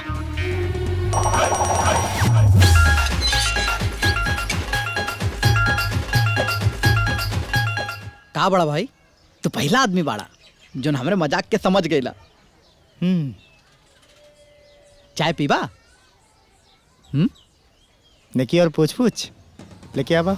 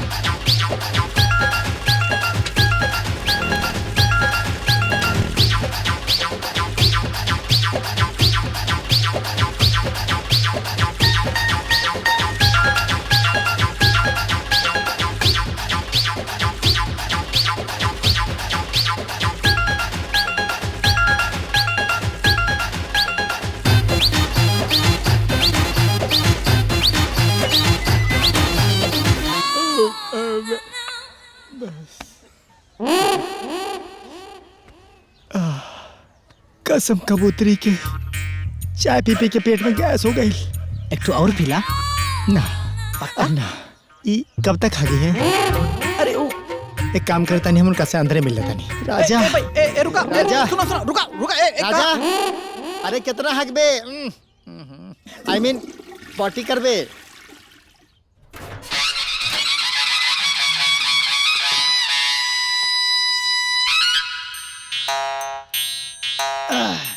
हाँ क्या हुआ तू? तब ते राजा बड़े। हाँ राजा, का बात है? मधु से डिवोर्स हो चुकल बना तोहार? हाँ तो काहे मिले लोकरा से? ओ तही बात बा। अरे हम मधु से मिली चाहे कुछ करी तो आर काहे जरूरत आटे हैं? वैसे तुम के बड़ो? मधु के होके वाला पति है हम, बुझले? पति? नया पति? वेरी गुड, कले कले बियाह कले। भाई लाइट बिल ते भरी है, बिजली हम जलाई। अंगुरी नीचे कर अंगुरी। काहे कि मधु से बियाह हम करब और फिर सीधा लंदन, बुझले? सुन ले। ए भाई, छी छी छी, बड़ा बेशर्म आदमी बड़ा हो। अरे बेशरम ना मर्दे, महा बेशरम कहा महा बेशरम। लेकिन एगो बात याद रखी है बाबू, तू एजा से बियाह करके लेके लंदन जीबे, हम एक फोन करब तो वापस इंडिया चले ही। ओए कब न हो सकेला ई? अच्छा हाँ, राती के नजारा देखला के बादो ही कहत अड़े कि कबो ना हो सकेला।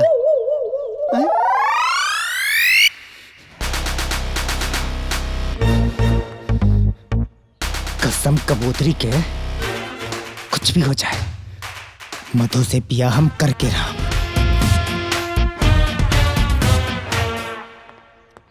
शांति शांति, सुन रही हो? शांति कुछ बोलो। What is this? शांति जी, शांति, हम सेठ जी। आवाज आवता, दरवाजा खोला ना। तू ठीक बाड़ू नु? कुछ भइल नहीं नु? देखा ना सब लोग तारा करते घबराइल बाटे। रंजीत, पानी गिरे के आवाज आवा था, लेकिन शांति की आवाज नहीं आवत। वो ठीक तो बाड़ी। हे बजरंगबली, हमरा शांति का सलामत रखिए। हम 16 मंगलवार के व्रत करब। शांति चाची, शांति चाची, अरे दरवाजा खोलो ना, क्या करता रू अंदर? क्या हुआ दीना? अंदर शांति है। तू 1 घंटा से नहा दरवाजा बंद है। दरवाजो नहीं के खोलतानी। चल क्या रहा है? उधर राजा हागता, इधर ही नहातिया। अजीब बात बा। What is this? शक्ति बेटा, हमरा बुझाता शांति के कुछ हो ना गए लोग है। तू देर मत करा, दरवाजा तोड़ दो। हम कुछ करते नहीं। तोड़ो, दरवाजा तोड़ो। Very good, very good, very good.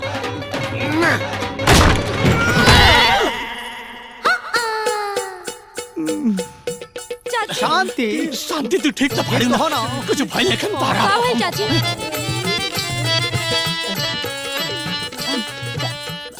चाची या देवी सर्वभूतेषु दुर्गारूपेण संस्थिता नमस्तस्यै नमस्तस्यै नमस्तस्यै नमो नमः।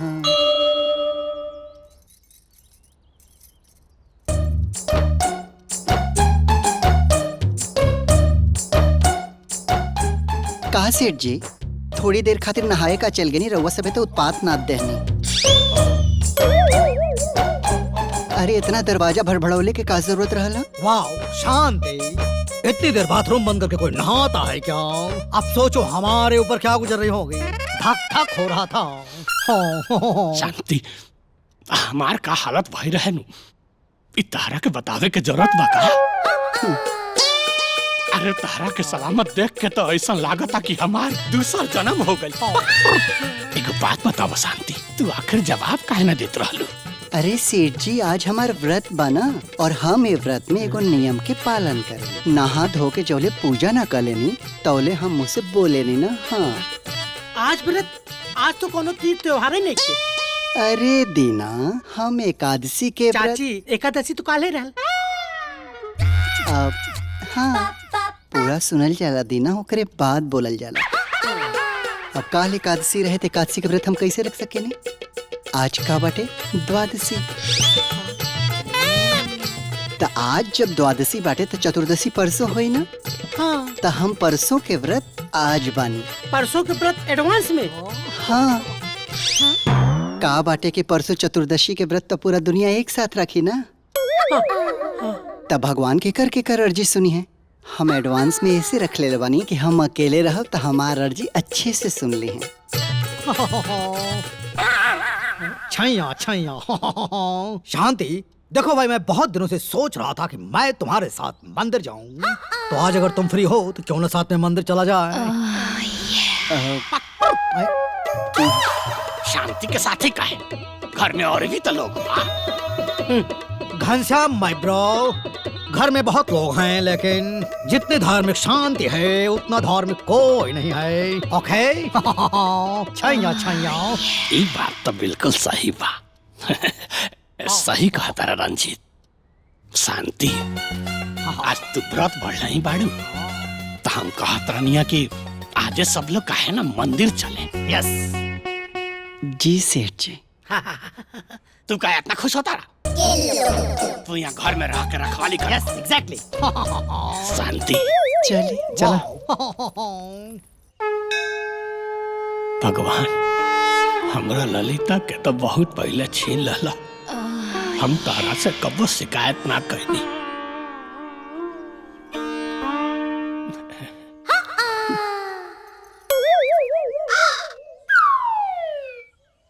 लेकिन अगर शांति हमरा के नाम मिलली तो सोच लिया भगवान जी।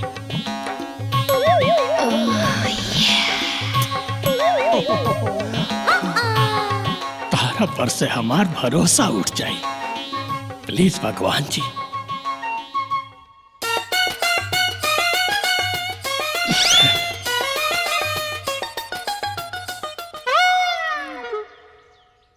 हे भगवान, शांति के हमरा झोली में डाल दो। मधु। हाँ? आई एम सॉरी। वो दिन बहुत गलत सलत बोल दे रही तेरा बारे में। इट्स ओके, पर आगे से ध्यान रखिए। अरे तू बतौलू ना डिसीजन। कौन बात? शादी के बारे में कुछ बताए वाला रहलू ना। हाय का लड़की भी है गुरु। ई का बदतमीजी है? सच कह ले रे, एकरा देख के तो हमारा मुंह में पानी आ गई। Bloody rascal, get lost. वरना कसम कबूतरी का ऐसा पंच मारब ना, साला जमीन सुंघा दे तोरा। मरबे ते मरबे। मार मार ना। अरे पापा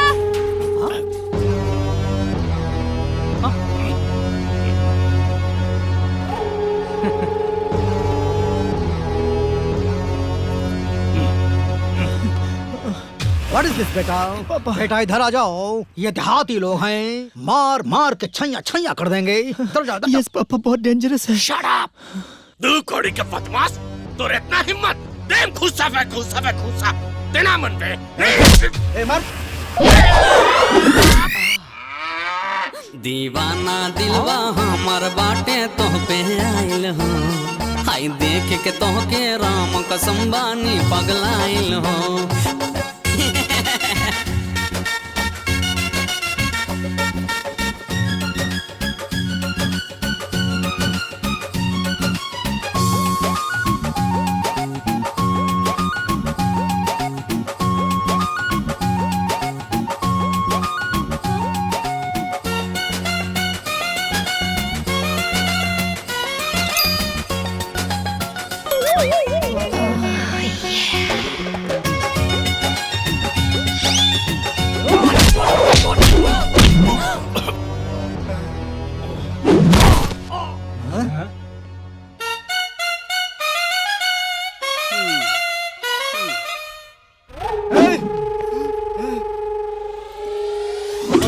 कमरिया पतर पतर उठवा किस कारी गजरा बड़ा सरप्राइज। बड़ी फरहर छैया छैया लमहर चाची नंबर 1, बड़ी फरहर छरहर बाड़ी लमहर चाची नंबर 1, बड़ी फरहर छरहर बाड़ी।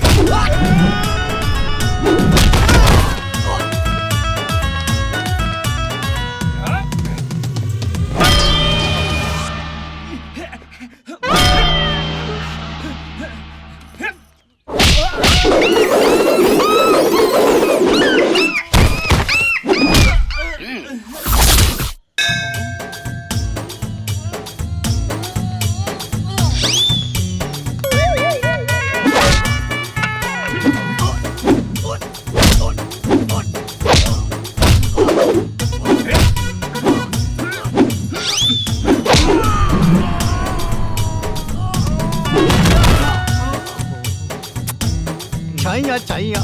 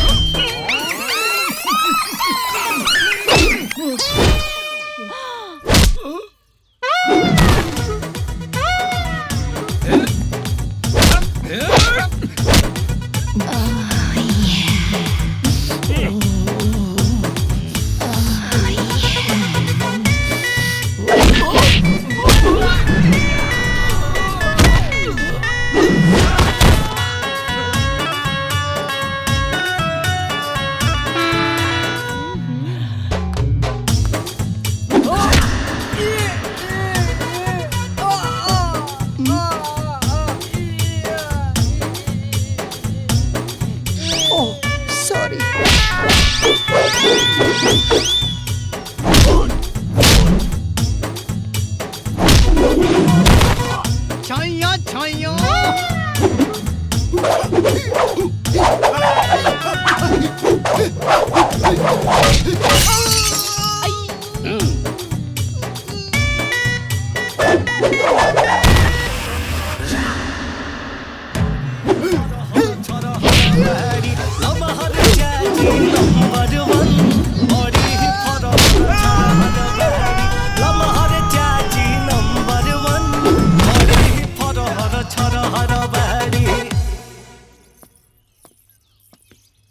जबरदस्त पिटाई। पापा पापा पापा पापा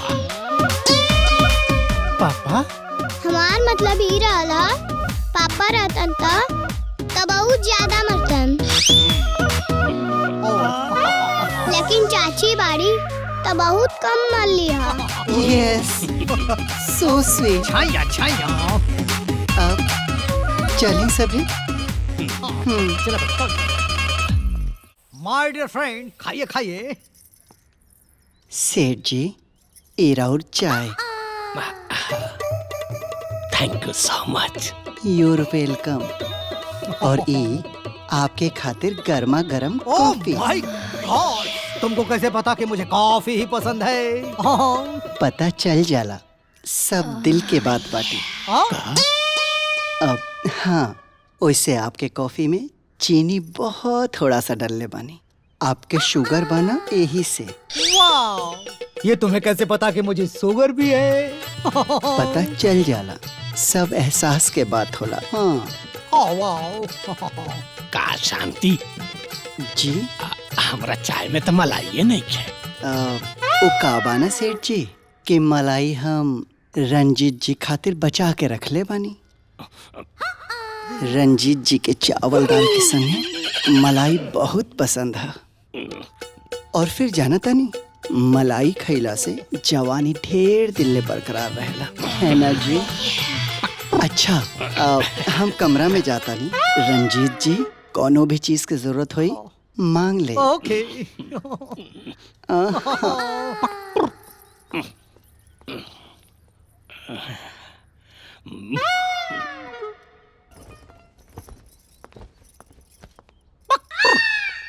ये सब का चल रहा बा? का बात बाटे? हमार सेठ जी बड़ा गुस्सा में नजर आवता नहीं। तू एक नंबर के चलबाज औरत बाड़ू। हाँ? कहीं रंजीतवा तारा के लंदन ले जाए के सपना तो ना देखा दो। हाय दैया, ये कैसन बात करता नहीं? हम बिल्कुल सही कह रहा हूँ। फिर तू ओकरा कितना रिस्पेक्ट काहे दे रहा बाड़ू? रंजीतवा के मलाई खियावल जा रहा बा, ओकर जवानी बचावल जा रहा बा। हम तारा नजर में बूढ़ लोगता नहीं। सेठ जी कुछ हो बोलता नहीं। हम तो उनका ऐसे रिस्पेक्ट करत रहनी हो को आपके दोस्त हमें। हाँ, काहे के दोस्त था? वो एक नंबर के झूठा, बेकार और मक्कार आदमी है। सेठ जी, हमरा के तो कुल नहीं ना मालूम। हम तो अतिथि देवो भव में विश्वास रखे नहीं। हाँ, काहे के अतिथि देवो भव? वो एक नंबर के अतिथि राक्षसो भव है। देखा, तू ओकरा के इतना रिस्पेक्ट मत दिहल करा, कहीं हमरा अटैक ना आ जाए। सेठ जी, हम आपके अटैक के पूरा ख्याल रखब। छैया छैया, व्हाट इज दिस? ये पूरी दाल ब्लैक हो चुकी है। घनश्याम बहुत गलत काम कर रहा है। मेरी प्रेमिका के साथ गुजर गूं। ये बहुत नजदीकी वाला मामला है।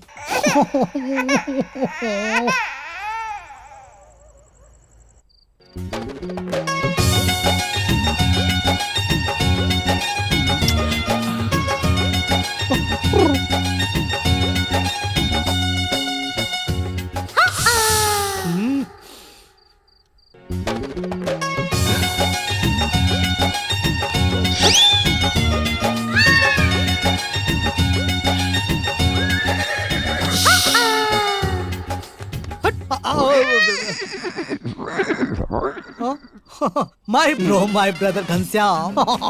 एक्चुअली मैं देखना चाह रहा था कि मेरा दोस्त सो रहा है कि जग रहा है। Good night bro. Good night, good night.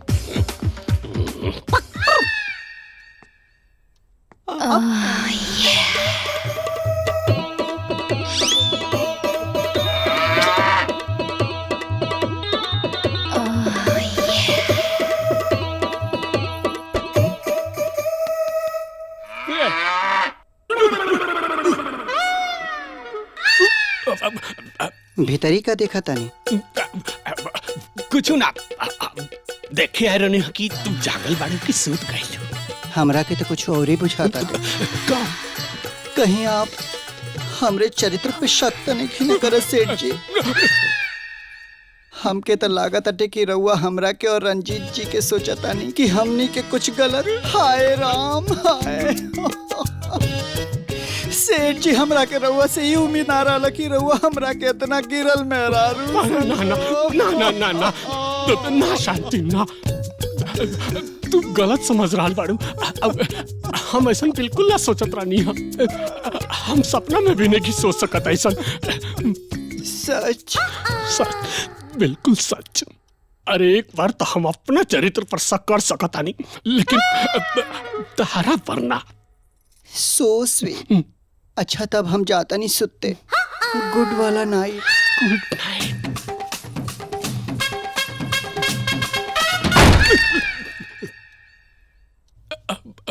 Good night. Shanti. Seth ji आंख बंद करके हाथ आगे करा। हाय दैया, वो कहे के? प्लीज। ओके।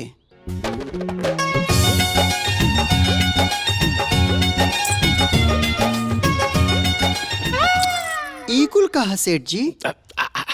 देखा शांति, हम चाहता नहीं कि तू ही घर के जिम्मेदारी अभी से उठा ला। हम कुछ समझनी ना। देखा हम साफ साफ कहे के चाहता नहीं, हम तारा से प्रेम करे नहीं। हाँ?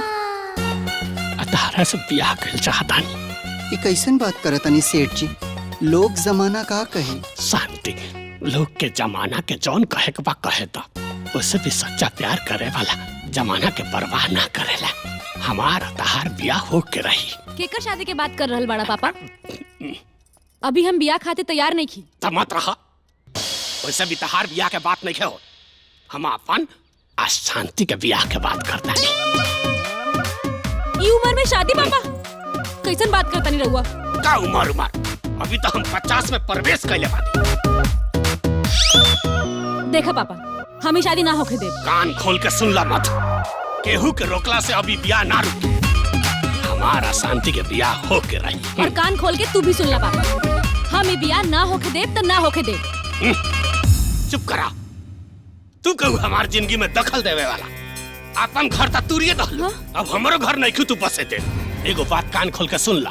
अब एक शब्द भी बोल लू नू तो अब ये तहार बोरिया बिस्तर बांध के बाहर फेंक दे। जा यहाँ से।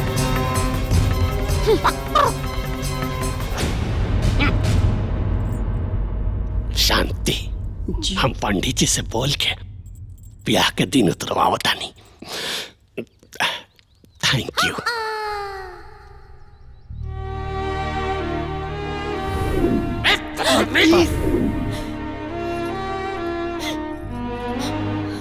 अब एक शब्द भी बोल लू नू तो अब ये तहार बोरिया बिस्तर बांध के बाहर फेंक दे।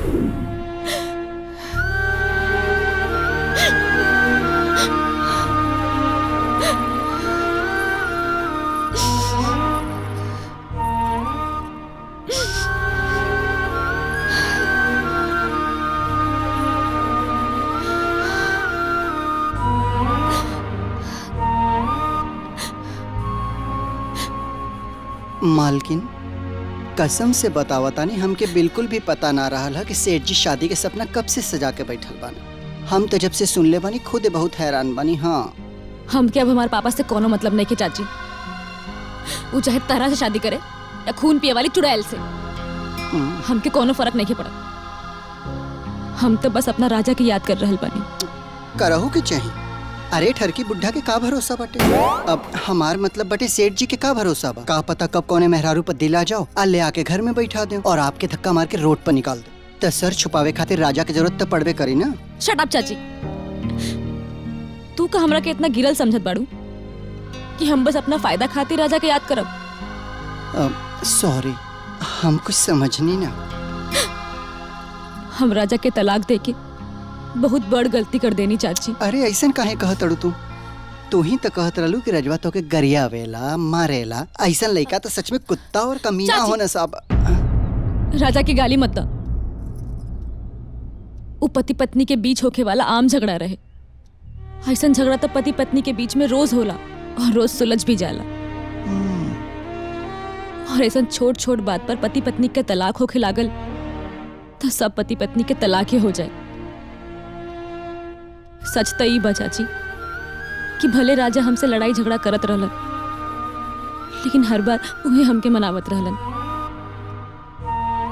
तू सही कहत रहलू चाची कि ससुराल से बिगाड़ हो जाओ या प्यार करे वाला पति से अलगा हो जाओ, मायका का कोनो भी जगह इज्जत ना होला।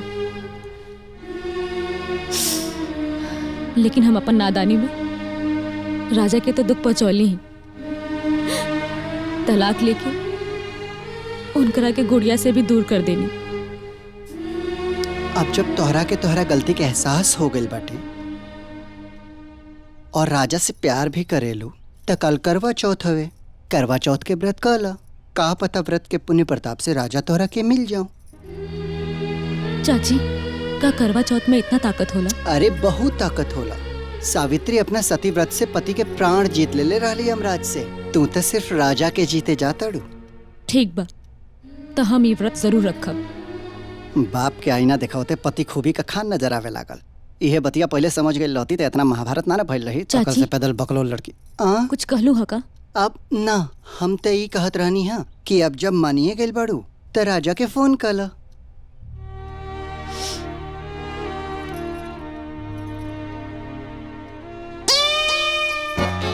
अब हम का कहत रहनी हा, अब इतना लंबा दिन से झगड़ा चलत अटे तो तुरंत फोन कइला के का जरूरत बाटे? तनी सोच ल, विचार ल, फिर फोन करिया।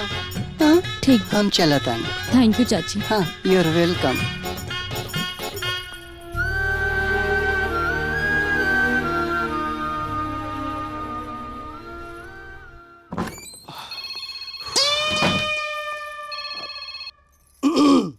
हेलो राजा, हम मधु।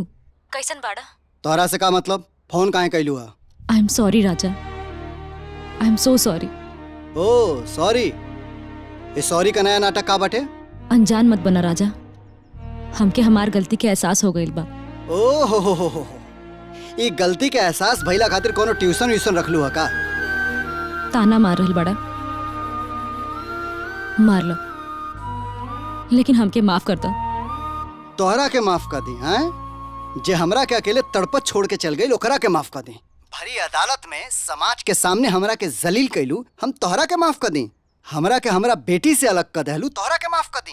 मधु, ना तो हम तोहरा के कभी माफ करब, ना ही तोहर कभी शकल देखब। हाँ, लेकिन हमके तो तहार चेहरा देखे के बा। काल हम तोहरा खातिर करवा चौथ के व्रत रखब और तोहार चेहरा देख के ही हम व्रत खोलब। प्लीज आ जाइए। फोन रखा। हेलो हेलो राजा। माफ तो हम तोहरा के तभी कर देनी जब तोहरे आंख में पछतावा के आंसू देखनी। पर सॉरी डाली, काल हम ना आ सके। काहे से कि तोहार बाप अगर हमरा के ना देखी तो बुढ़वा पगला जाए और फिर राजा के सामने देख के शक्ति पगला जाए। ऐसे ना आ सके नहीं डार्लिंग, सॉरी। पर जल्दी ये मुलाकात हुई। चाची, चाची। अब कहा भइल छोटी मालकिन? चाची। दादा। चाची। हाँ। वो ना आई है। सुना, भगवान के भक्ति ई सोच के ना कल जाला कि भगवान आई है कि ना आई है। तू बस व्रत रखा, व्रत में तोहरे पुण्य प्रताप होई ना तो राजा आ जाइए। ठीक बा। ठीक बा। ए प्यारा से चेहरा पर उदासी ठीक ना लगेला। स्माइल करत रहा। बाय।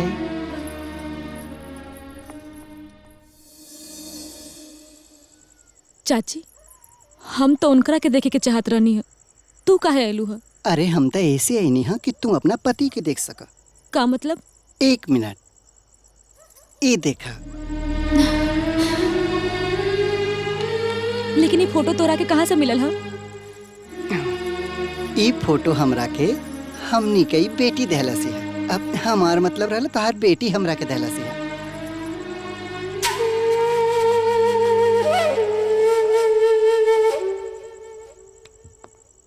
तू जनु चचिया के चक्कर में लट्टू भइल बाड़ा ना, घंटा कुछ न मिली तोरा के। वो चचिया कितना चालाक बिया ना, तोरा के खबर नहीं खे। वो चचिया हमरा के कहत रहलिया कि मधु तोरा खातिर व्रत के ले बिया, और व्रत तुरवा दिलस राजा के फोटो दिखा के। का बकवास करता है? अरे वह जे आंख से देख ले बानी वह बोला तानी। तोरा के तो कुछ खबर बा ना? तोरा के याद बा कि काहे खातिर आइल बनी आइजा? हां, अरे हमनी के लंदन के कंपनी न डूबे के कगार पर बा। लंदन के पुलिस ढूंढ रहल बा हमनी के। अगर ये मधु के प्रॉपर्टी हाथ ना लागल ना तो जेल में नजर आब हमनी के। काल के काल बिया होके के चाहिए मधु के साथ हमार। काल के कल सारा प्रॉपर्टी हमनी के नाम होके के चाहिए। छैया छैया अबहिन तक लोग रंजीत के कॉमेडी देख ले बा, अब असली चेहरा देखी खलनायकी वाला।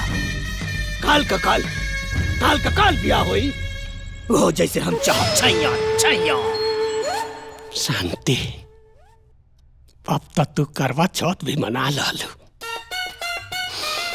अब हमरा से बर्दाश्त नहीं होत। तू कहता काले पंडित जी के बुला के ब्याह के दिन उतरवा लेता नहीं। सेठ जी, रउआ उम्र के लिहाज नहीं करत, कोनो बात नहीं है, लेकिन कम से कम हैसियत तो देखी। अरे कहाँ रउआ करोड़पति और कहाँ हम आपके घर के नौकरानी। अरे दुनिया वालन के पता चली ना तो आपके जग हंसाई हुई। हाँ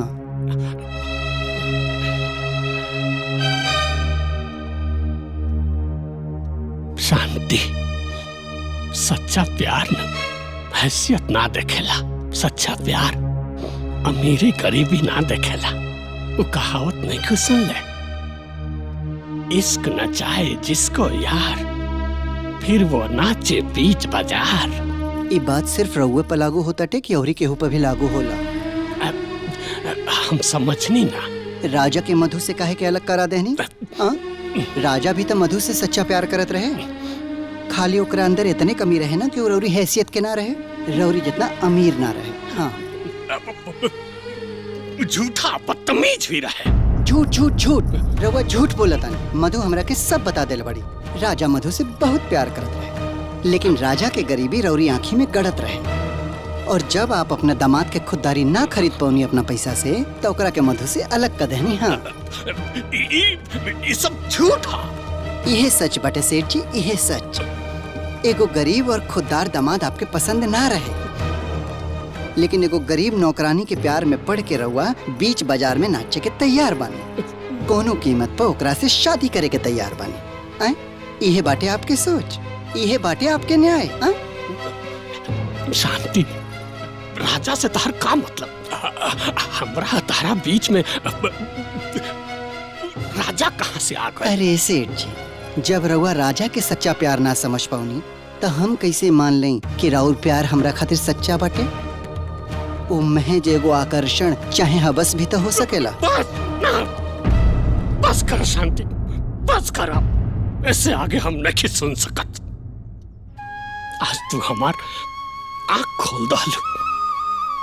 आज से पहले ऐसा बात हमरा से केहू ना कहले रहा, जब तू आज कह डालू। ठीक बा, हम आज राजा के लगे जाए, उनका सामने हाथ जोड़े, माफी मांगे और उनका के वापस लेके आए, और फिर राजा मधु के फिर से मिलवा दे। Thank you. छैया छैया, घनश्याम बंद करो अपना ये मेलोड्रामा। तुम अपने दामाद से माफी मांग लोगे, तुम्हारा दामाद तुम्हारी बेटी को माफ कर देगा, तो मेरा बेटा क्या तेल लेने जाएगा? इस सब का बदतमीजी है, हमको समझनी ना। ओ छैया छैया, मैं तुम्हें सारी कहानी डिटेल में सुनाता हूँ। दरअसल बिजनेस में मेरा बड़ा लॉस हो गया, मैं कर्ज में डूब गया, मेरा सब कुछ बिक गया, और तभी मुझे पता चला कि तुम्हारी बेटी का तलाक हो गया है। फिर मेरे दिमाग में प्लान आया कि क्यों ना अपने बेटे की शादी तुम्हारी बेटी से करवा दूं और तुम्हारी सारी प्रॉपर्टी अपने नाम करवा दूं।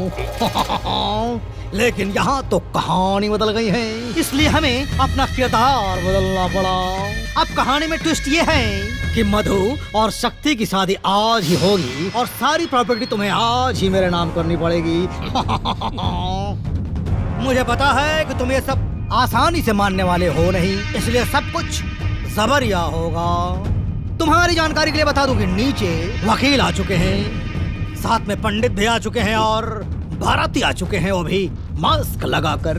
मूव बेटे। Yes papa. अपने होने वाले ससुर को प्यार मोहब्बत से जरा केयर करो। Yes papa. जब तक तुम केयर करोगे तब तक मैं तुम्हारी होने वाली मम्मी से थोड़ी सी प्यार मोहब्बत की बातें कर लेता हूँ। मूव। कहाँ? लंदन। कभी लंदन गई हो? ना, हमरा के जाहो के नहीं खे, सेठ जी के लेके जाएं। सेठ जी लंदन जाके क्या झंडा उड़ाएंगे? हाँ, सेठ जी की बेटी जाएगी हमारे बेटे के लिए, और मेरे लिए तुम चलोगी। सेठ जी शट अप, मूव डार्लिंग। चलिए ससुर जी, चलो चलिए ससुर जी। Move baby, move. चलो छैया छैया।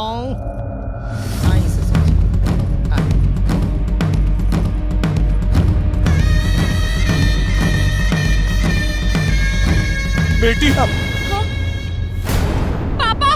हेलो छैया छैया। नो मोर ड्रामा। बाहर पंडित इंतजार कर रहा है। मुझे तुम्हारी बेटी से अपने बेटे की शादी करवानी है, फिर सारी प्रॉपर्टी तुमसे लिखवानी है। और जरा सा भी नाटक किए ना तो सबसे पहले तुम्हारी नतनी को गोली मारूंगा, उसके बाद तुमको भी मारूंगा, लेकिन प्रॉपर्टी लिखवाने के बाद।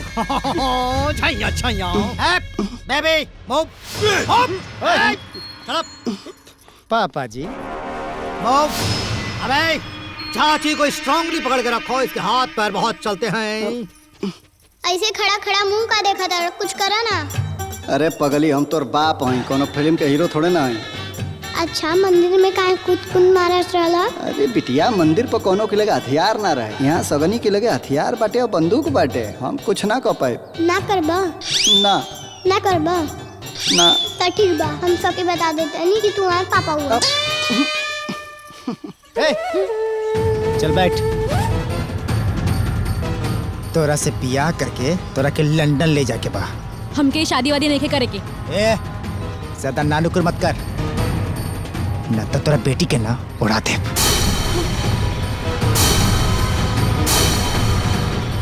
ऐसे भी ना तोरा बेटी से मतलब नहीं किया होगा, तोरा से मतलब बा, बुझले?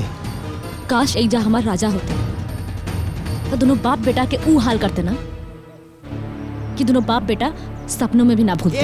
मारब ना भी, ज्यादा राजा का नाम ले लेता। पापा इजा बाड़े का? पापा एजा? हाँ मम्मी, चाची चाची ना पापा हुए।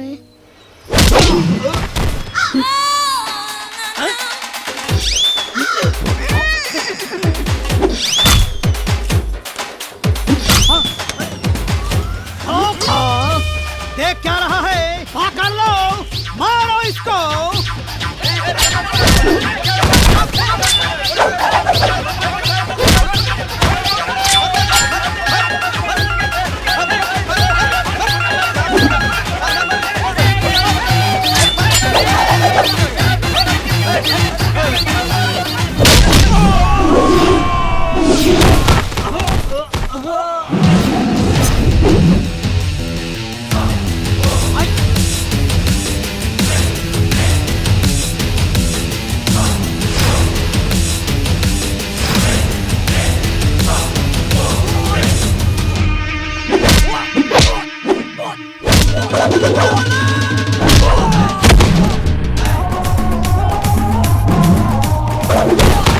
Hello police.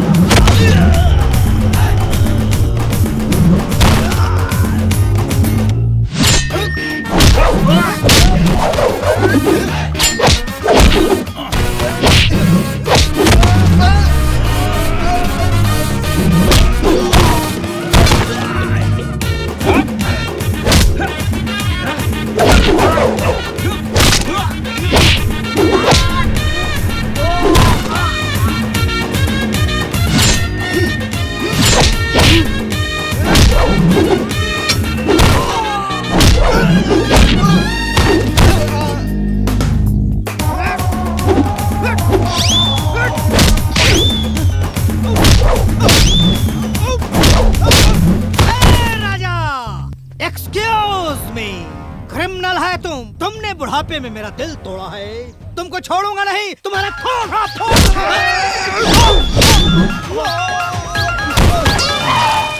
चुप, अब मैं तुम्हारा भी थोबड़ा खराब कर। रुको, सब शांति से खड़ा रहो। अरे इंस्पेक्टर साहब आप? हाँ, सेठ जी फोन के लिए डालन। हवलदार, ये लोगों को उठा के गाड़ी में डालो। छैया छैया छैया छैया छैया छैया।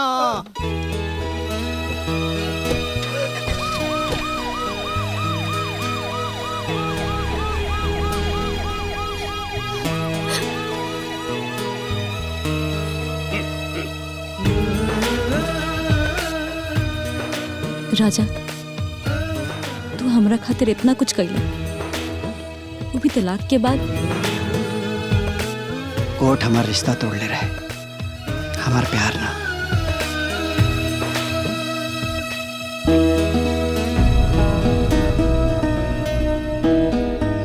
पापा इतना दिन से हमरा के राजवा बेवकूफ बनावत रहे।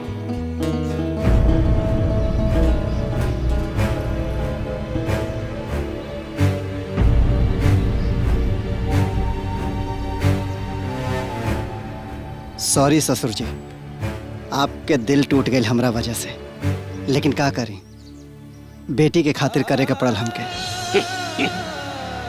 गुस्सा छोड़ दे नानू, तोके तो पापा के थैंक यू बोले के चाहिए। चाची बन के सब गलती सुधार देना, पापा के माफ कर दो। ना मन मना, ना मन बट ठीक बा, हमनी के जातन। चला पापा, चला मम्मी। रुका, जौन इंसान बेटी के प्यार में अपन वजूद तक बदल दहलस, आदमी से औरत हो गई, वो हमरा बेटी से कितना प्यार करत हुई, ये हम ना समझ पाऊनी। हम हमेशा तारा पर शर्म कैनी, जबकि तारा जैसन दामाद पाके था हमार सीना फक्र से चौड़ा हो जाए के चाहिए। माफी तारा के ना, माफी तब हमरा के तारा से मांगे के चाहिए।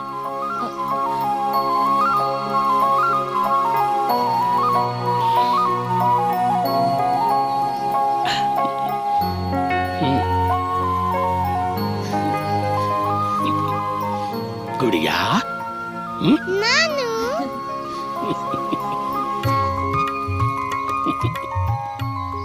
लेकिन बुढ़ौती में जौन कुछ तू हमरा साथे कैला न, ठीक ना कैला। का हो, ठीक कहता नी नू? आपन पसंदीदा फिल्म देखे खातिर डाउनलोड करी दंगल प्ले ऐप।